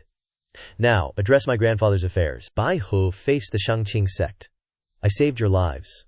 Will you return the favor? Xuan Zhen replied, certainly. A life-saving grace. Never forgotten. His words ended. He coughed up blood. Two junior brothers panicked. Senior brother, Xuan Zhen. Are you all right? He replied. I am holding steady. Xuan Zhen asked Bai Hu. State your request. Bai Hu answered. 2 things. First, call the soul. Second, lend me the Shangqing manual. The junior brothers shouted. Our secret manual is not for outsiders. This request is impossible. It is highly improper. Xuan Zhen hesitated, recalling that great debts require great repayment. He closed his eyes, reaching into his robes. He declared, forget just one manual. If Chen Tianhu desires the entire library, it shall be granted. He tossed the book. It soared toward Bai Hu. Bai Hu caught the manual instantly. Holding the technique, Bai Hu began to read. Excitement surged within. Finally, he possessed it. He had now collected 7 cultivation manuals. Suddenly, the system blinked. Shangqing manual. Superb grade. Unlearned, he mused. Pity. Like the yin-yang art, it requires true essence. I cannot utilize its power yet. Watching Xuan Zhen meditate to heal his wounds, Bai Hu struck upon a devious thought. Why cultivate with essence? Could I not simply absorb his essence? Ndui Din stepped forward. You are injured. I will perform the soul-calling ritual. At the grave, she ignited incense, casting a spell to summon the spirit. The group chanted in unison. Spirit returned. Do not descend to the netherworld. Instantly, violent gusts erupted through the air. Ndui Din turned to announce the ritual's completion. 2 more days are required. Bak Ho clasped his hands. He expressed sincere gratitude to the immortal. 2 hours passed by. Man Ning and Bak Ho returned home. Dismounting, she spoke. Success is yours, immortal. We return in 2 days. We have arrived. Return home now. A child ran over. He shouted, Master, a letter has arrived. Bak Ho asked, stunned. A letter for me? Man Ning tipped the boy. She smiled and said, give it here. The boy handed it over. Here it is. Reading it, her grip tightened. Her anger surged. Ngodik Tu Trang. A blatant threat. Bak Ho spoke slowly. Ngodik Tu Trang belongs to Prince Kan. It once belonged to Chancellor Truong. After the scandal, they sought Prince Kan's protection. Hearing this, Man Ninch sighed. Her expression turned heavy. The implications are deep. Await grandfather's return. Bak Ho's tone dripped sarcasm. Make a decision? If he sees you cowering, he will withhold the truth. Man Ninf looked back. What do you intend? She heard his explanation. She was truly shocked. Inspect and seal Ngok Tu Trang? Bak Ho replied. Feng Ung serves Prince Kan. His son, Ma Lahai, is the adopted son of the nameless demon. He is on the watch list. Do not act rashly. The demon has many sons. One death is nothing. She dares not touch me. She won't kill him. On what authority? Bai Hu continued. Since the ambush, I planned this. Time to settle it. Hours later, in the Eastern Bureau, Bai Hu meditated in silence. 3 demons are dead. Dang Gai has been eliminated. Only the Lu Dao monster remains. Must find Chu Hua. At Ngok Manor, a subordinate reported the letter was sent. Min Ning remained silent. Perhaps he is terrified. The old man chuckled coldly. The Prime Minister's case was settled long ago. Even the Lin party fears intervention, let alone a lowly station master like him. A sword-bearing youth spoke. Father, his martial talent is quite exceptional. The old man sneered. Youth is foolish. He courts death. Like Minister Min Zhen, destroyed by this. The subordinate agreed. That minor official lacks the status to enter our gates. The old man inquired. How goes the recent shipment? It left the harbor. En route to the manor. He turned to his son. Lutio, how does this Min compare to you? He replied. I am a pavilion disciple. He is sectless. Merely a common martial artist. Simultaneously, Bai Hu and Min Ning arrived. The gatekeeper shouted, Trespassers! Withdraw immediately! Bai Hu glanced inward. His voice dripped with sarcasm. A dog is barking inside. Will you not discipline it? The guard was confused. What does a barking dog concern me? Bai Hu countered. Then I bring weapons. How will you manage? The guard stammered. You dare! Hidden figures in black cloaks emerged from the trees. They leaped behind Bai Hu. The guard panicked and shrieked. Disaster! They have prepared an ambush. Bai Hu's face hardened. He calculated in silence. He knew they were unloading cargo. A trap set to catch them red-handed. We must breach the gates. He pointed his blade inside. Eastern Depot investigation. Obstruct us? Absolute execution, the guard pleaded. My lord, let me report this first, Bai Hu retorted. Report? Then evidence will vanish. The order was issued.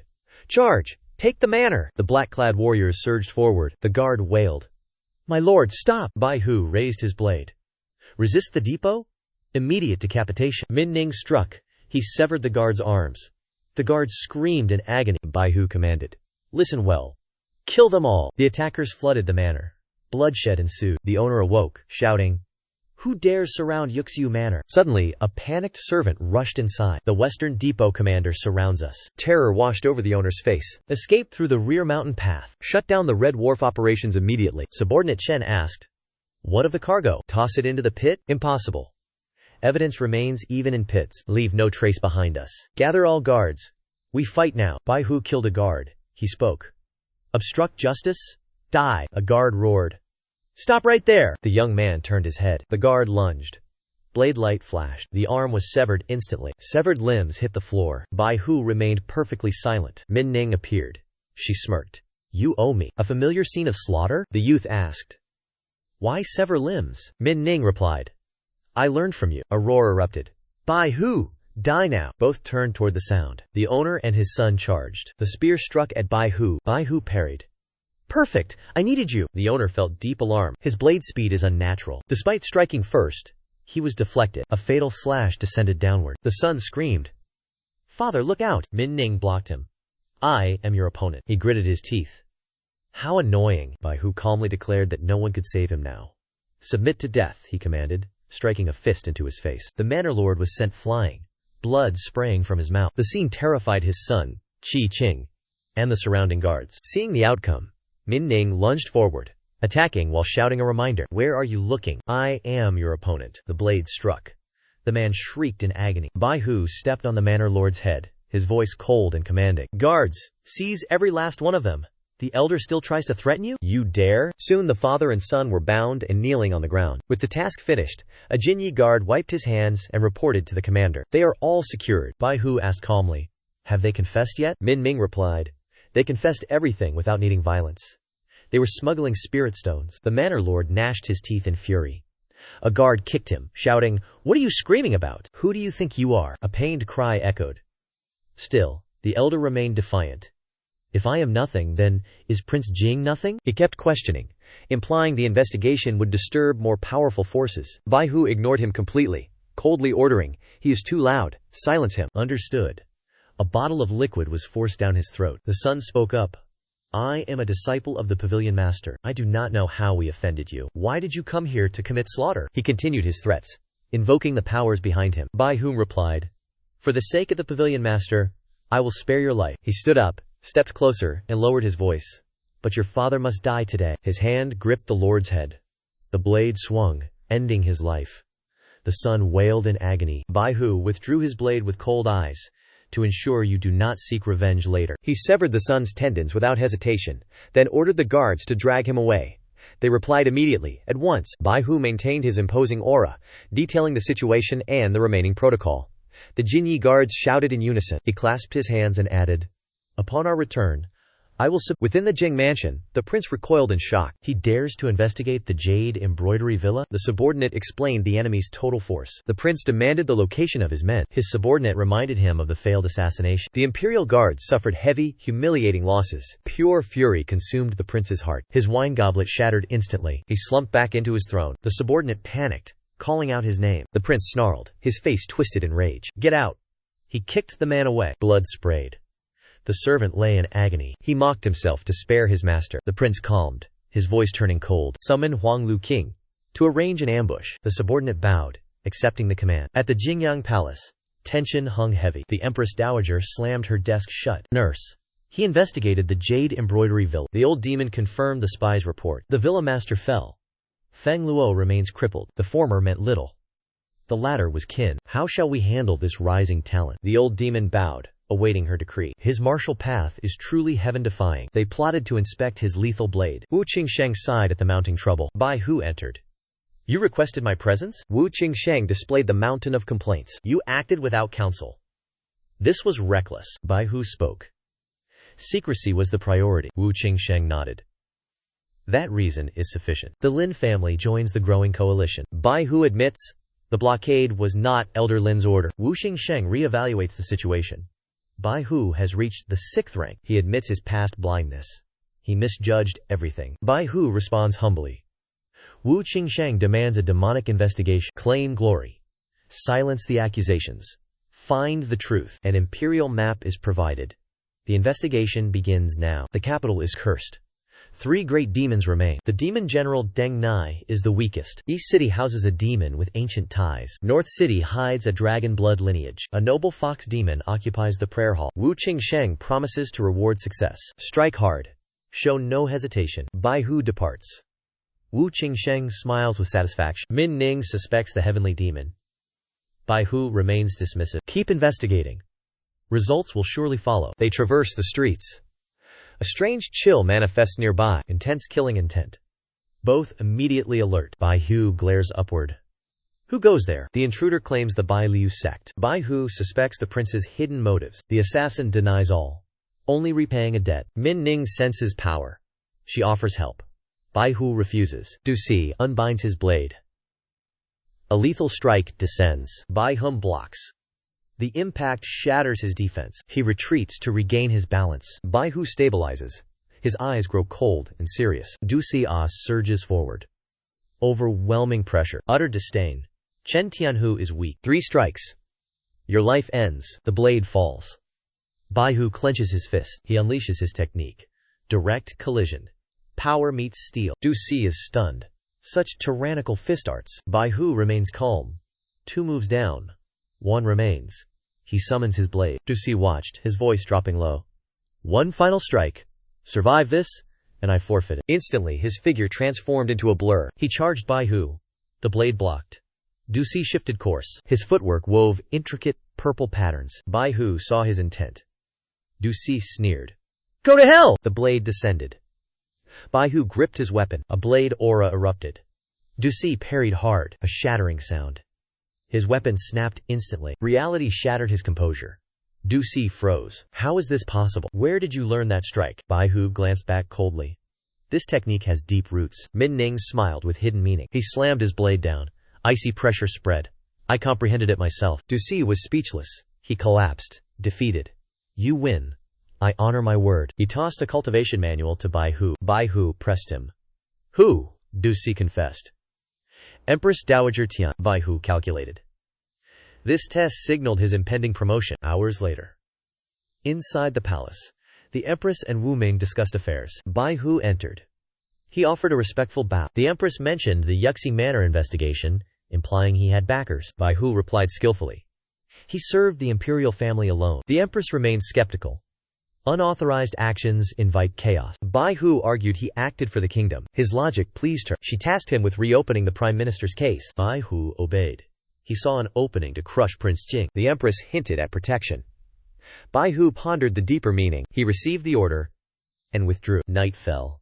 Bai Hu held the hairpin, weighing the risks. This was his chance to destroy his enemies. A sudden disturbance. Sensing peril surrounding Ting Xue, he charged forward. The door swung open. A frantic voice echoed. Ting Xue bolted out, screaming. She collided with Bai Hu. Surprised, he asked, "What has happened to you?" Shivering, she stuttered. Bai Hu grew confused.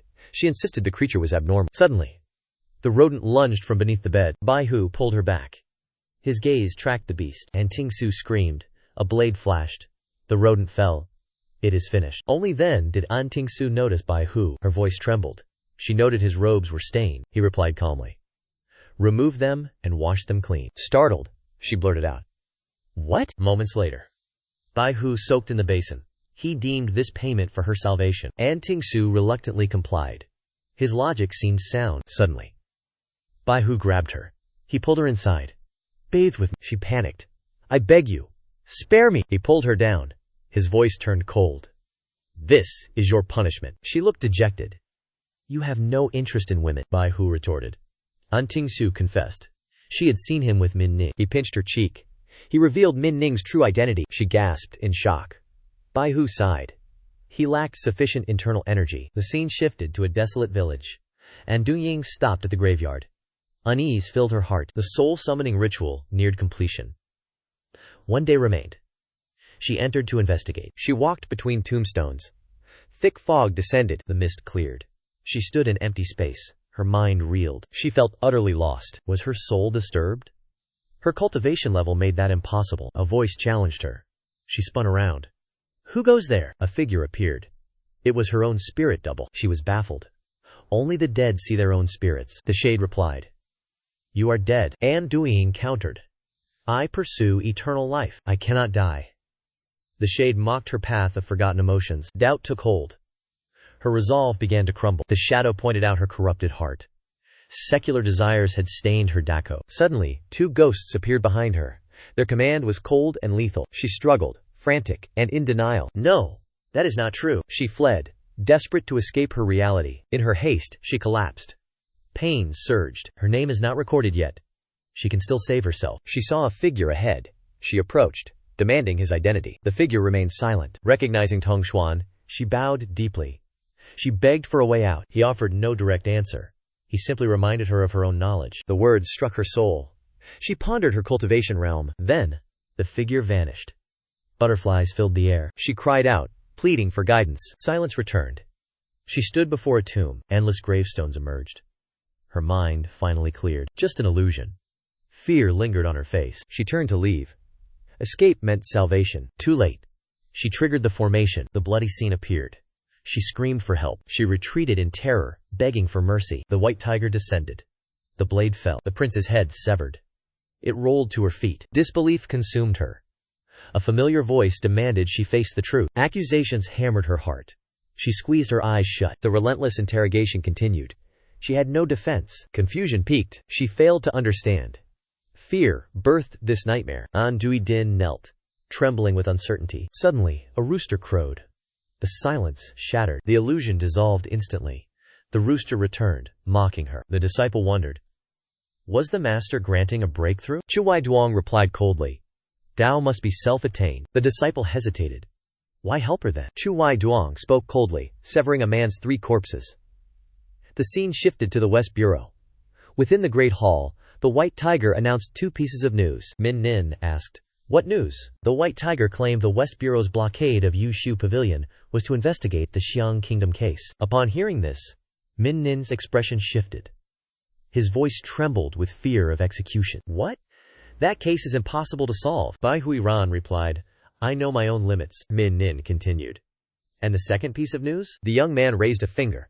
On October 31st, the 3rd year of the Great Yu Emperor, West Bureau Chiliarch Chen Zunming will draw his blade to slay the flood dragon. Min Nin gasped. What did you say? The news spread. Hear the public outcry? The West Bureau aims to slay a dragon. If he acts, why need a Taoist? Just days prior, he besieged Yushu Pavilion. He defeated the Feng family with ease. Across the capital, he is a renowned martial arts master. As Chu Wai Duong sat upstairs listening to the rumors, a female disciple asked, "Master, why is he doing your work?" The disciple stroked her chin. "He is a West Bureau Chiliarch. No one believes he can slay a dragon. Perhaps even the flood dragon feels the same." The person continued to speculate. "That is why he leaked the news. It does not alarm the beast. Instead, it invites the dragon's arrogance. The dragon thinks the capital holds no threat to its ascension." Chu Wai Duong spoke calmly. "Cease your guessing. Serve the tea." Simultaneously, inside Jing Prince's mansion, the news from the White Tiger reached him. The prince grew suspicious. He is investigating the Xiang Kingdom case. Rage exploded. The prince roared. "Does he possess such gall?" An elder nearby whispered. "Prince, he dares to investigate. Someone must support him. We suspect the Empress Dowager." Jing Prince clenched his fists.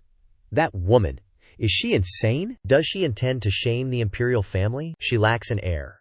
She is barely part of the imperial family." The elder bowed. "The late emperor promised to protect you. The Empress Dowager surely weighs the family's prestige. A sovereign's word is absolute." Jing Prince sneered. He spoke with biting sarcasm. "Grand Secretary Xu, a king's word is the greatest joke of all." Another elder interrupted. "Perhaps Grand Secretary Xu is unaware of the truth."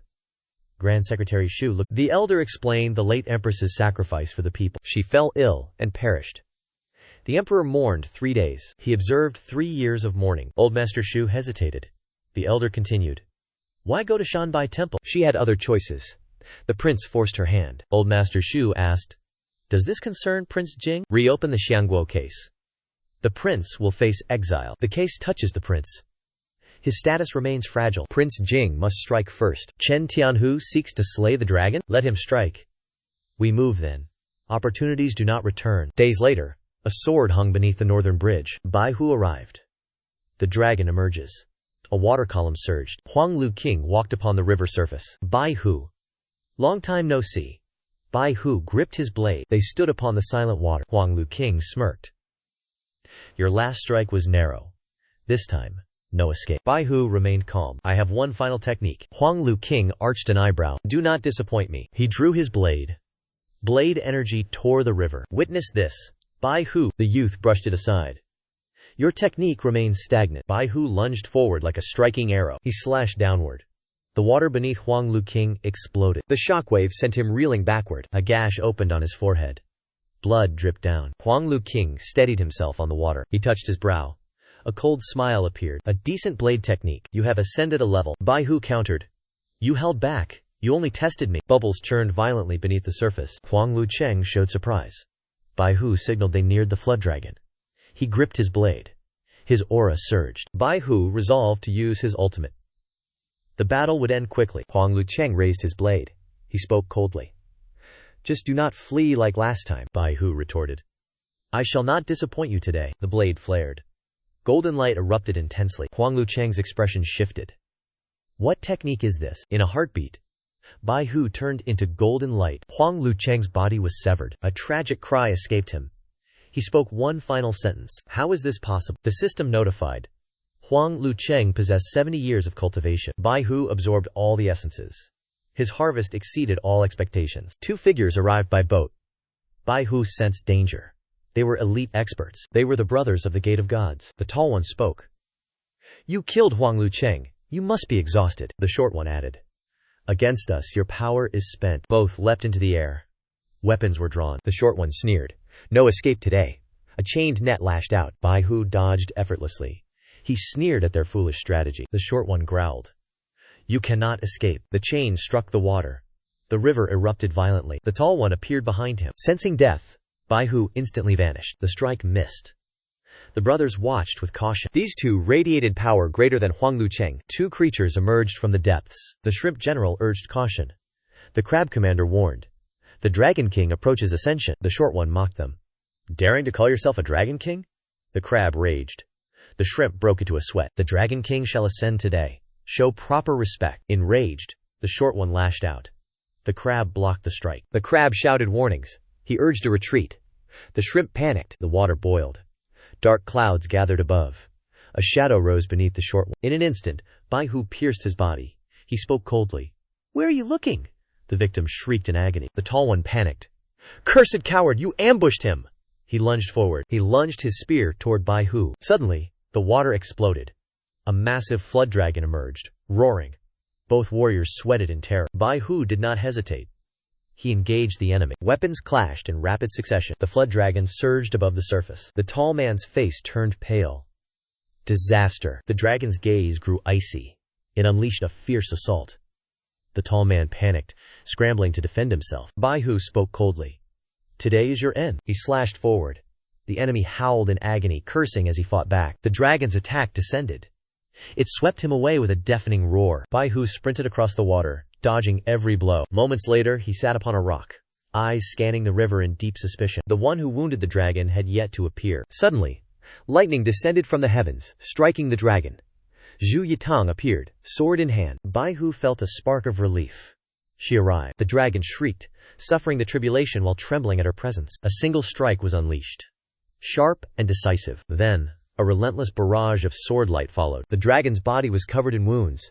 It roared in agony. Its massive carcasses crashed heavily into the water. Bai Hu was stunned by her peerless power. As Zhu Yitang landed, he bowed. "Many thanks, Venerable Zhu." She replied differently. "It was merely convenient." Bai Hu continued, promising to remember this debt of life forever. Memories flooded his mind. Secret intentions rose within him. She remained as icy as ever. In his past life, he broke her sword. He hounded her to be his wife, denying her peace. This time, feigning ignorance might prevent old mistakes. Zhu Yitang did not reply.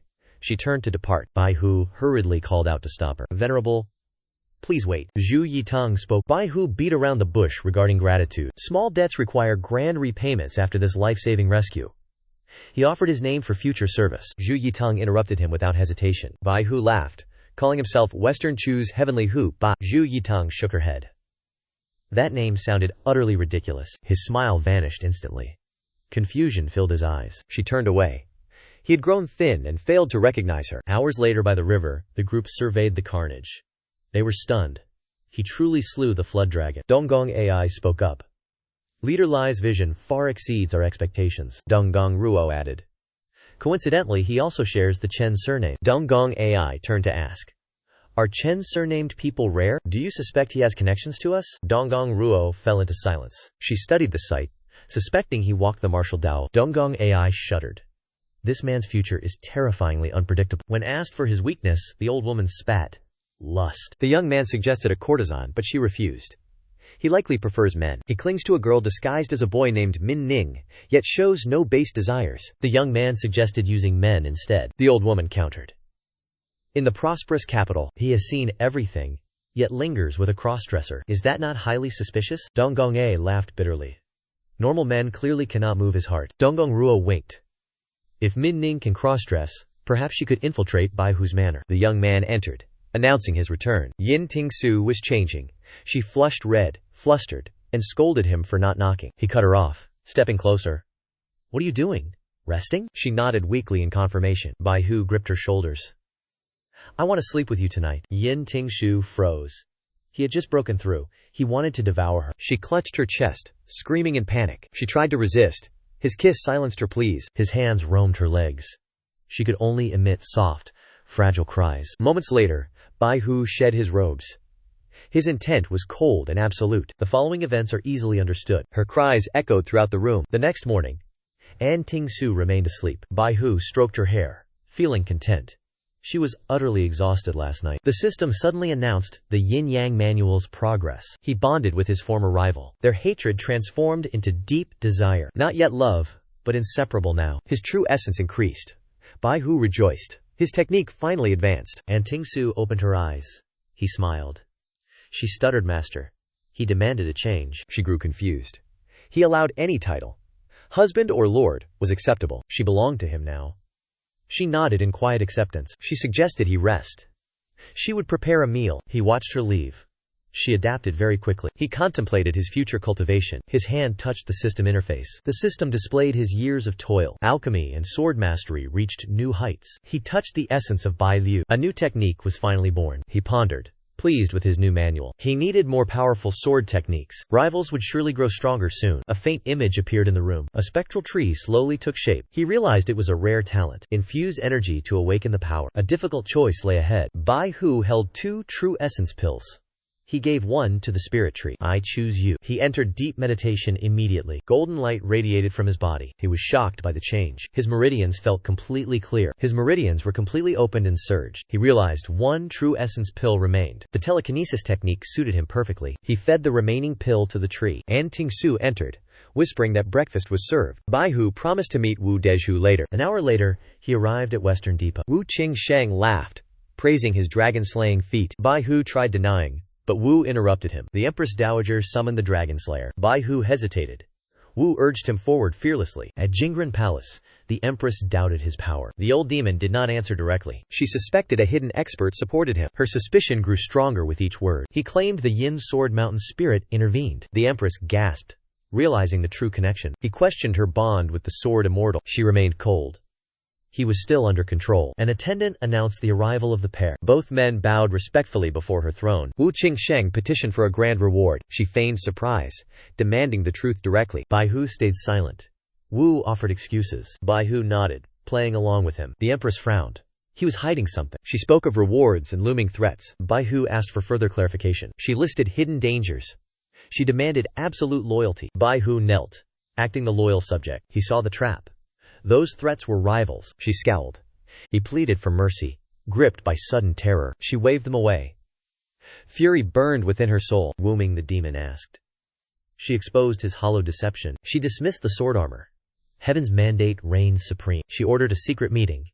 Leave no trace behind. As they departed, Wu Qingsheng turned to Chen Tianhu. He noted the Empress Dowager's excellent mood. She clearly remembered his loyal service. Bai Hu remained silent.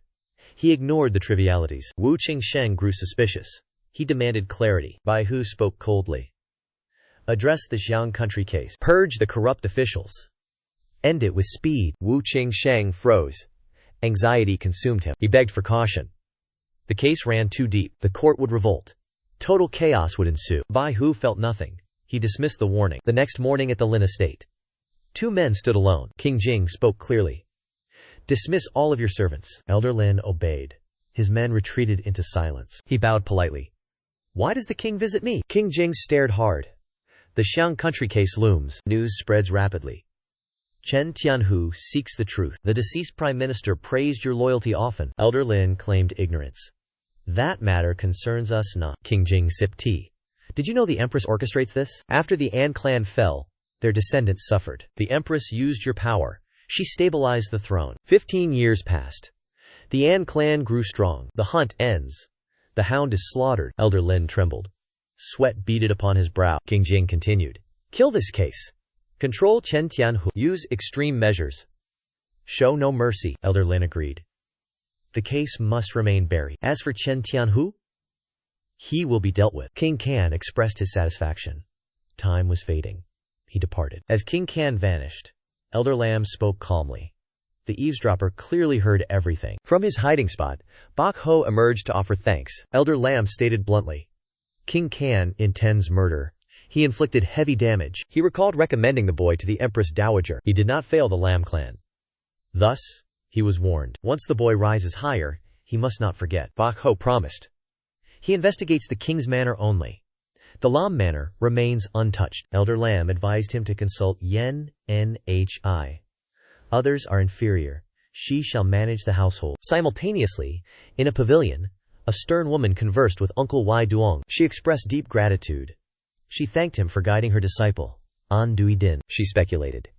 This grand plan began 10 years ago. Uncle Wai Duong mused silently. It began far longer ago. Perhaps a past life. An Dui Din's master continued speaking. Her arrival in the capital served two purposes. She sought another talent. Should fate align, she would accept them. Uncle Wai Duong asked for the name. She replied. It is the daughter of King Tuong. Uncle Wai Duong was shocked. She explained.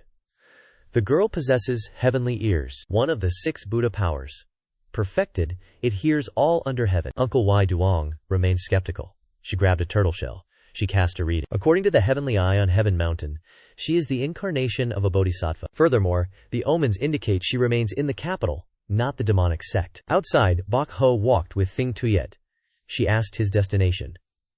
Tonight, the Lacom Manor hosts a festival. He must attend. An Du Si Ding questioned her master.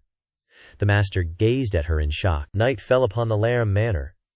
Young Master Lam greeted guests warmly. He invited them to the poetry gala. Just then, Bai Hu arrived with An Thin Tuyet. He bowed in greeting. Young Master Lam smiled politely. His eyes shifted. He inquired about Thin Tuyet. Bai Hu introduced his wife. Young Master Lam arranged for his own wife to escort her. Tran Thien Ho would follow him. The lady of the Lam Manor gestured for her to follow. Moments later, near the lotus pond, An Thin Tuyet marveled at the scenery. The lady smiled softly. She bid her enjoy the view. Urgent matters required her attention. As she retreated, a boat appeared on the lake.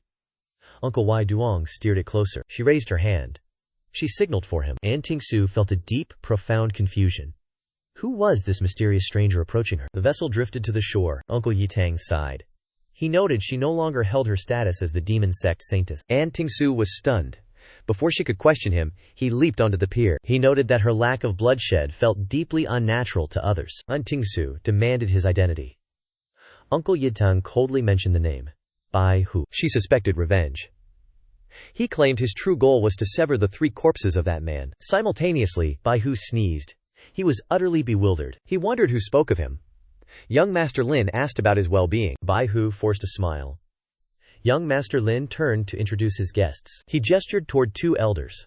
They were the Minister of Personnel and the Vice Minister of Revenue. They bowed with respect.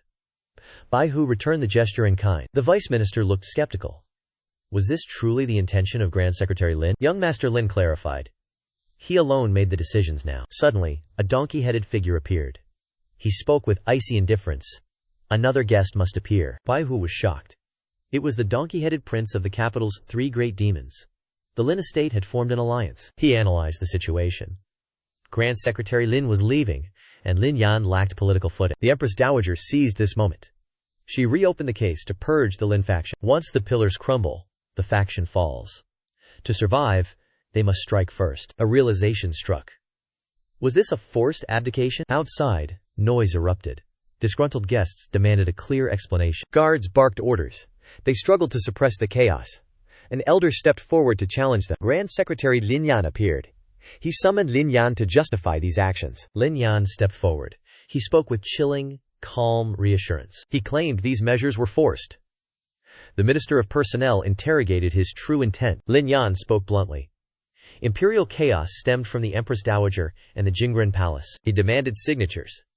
They must join the alliance to force the emperor's abdication. The ministers were horrified. Lin Yan threatened their kin held within the garden. Fury ignited. The crowd surged in protest. Even the Grand Secretary appeared deeply displeased. Lin Yan remained unmoved. He turned to Bai Hu, ordering him to seize the eastern depot. Bai Hu hesitated. The Empress Dowager's forces were still too strong. Lin Yan revealed his trump cards. The Western Forbidden Army and the Prince of Annan. Calculations show the prince's army approaches the capital. Bai Hu realizes the Lin estate's resolve is absolute. Lin Yan questions the empress's favor. Bai Hu feigns ignorance. He mentions the Chen clan of Jin. Bai Hu remains silent. Lin Yan recounts the Luoyang massacre by Western Jin. The empress seeks vengeance against the Jin clan. Bai Hu maintains his facade of doubt. Meanwhile, Zhu Yitang observes the rapid unfolding events. Ting Xue is confused. Lin estate plans a coup. Ting Xue is struck by absolute terror. She demands his true identity. He offers no answer. Zhu Yintang admits his role in the scheme. He calculates his own gain involving Bai Hu. Ting Xue trembles. She realizes the truth. He confirms his title. She fears for Bai Hu. Zhu Yitang strikes. He leaves a protective seal. A surge of power strikes toward Ting Xue. She screams in terror. Like and subscribe to O9 Review.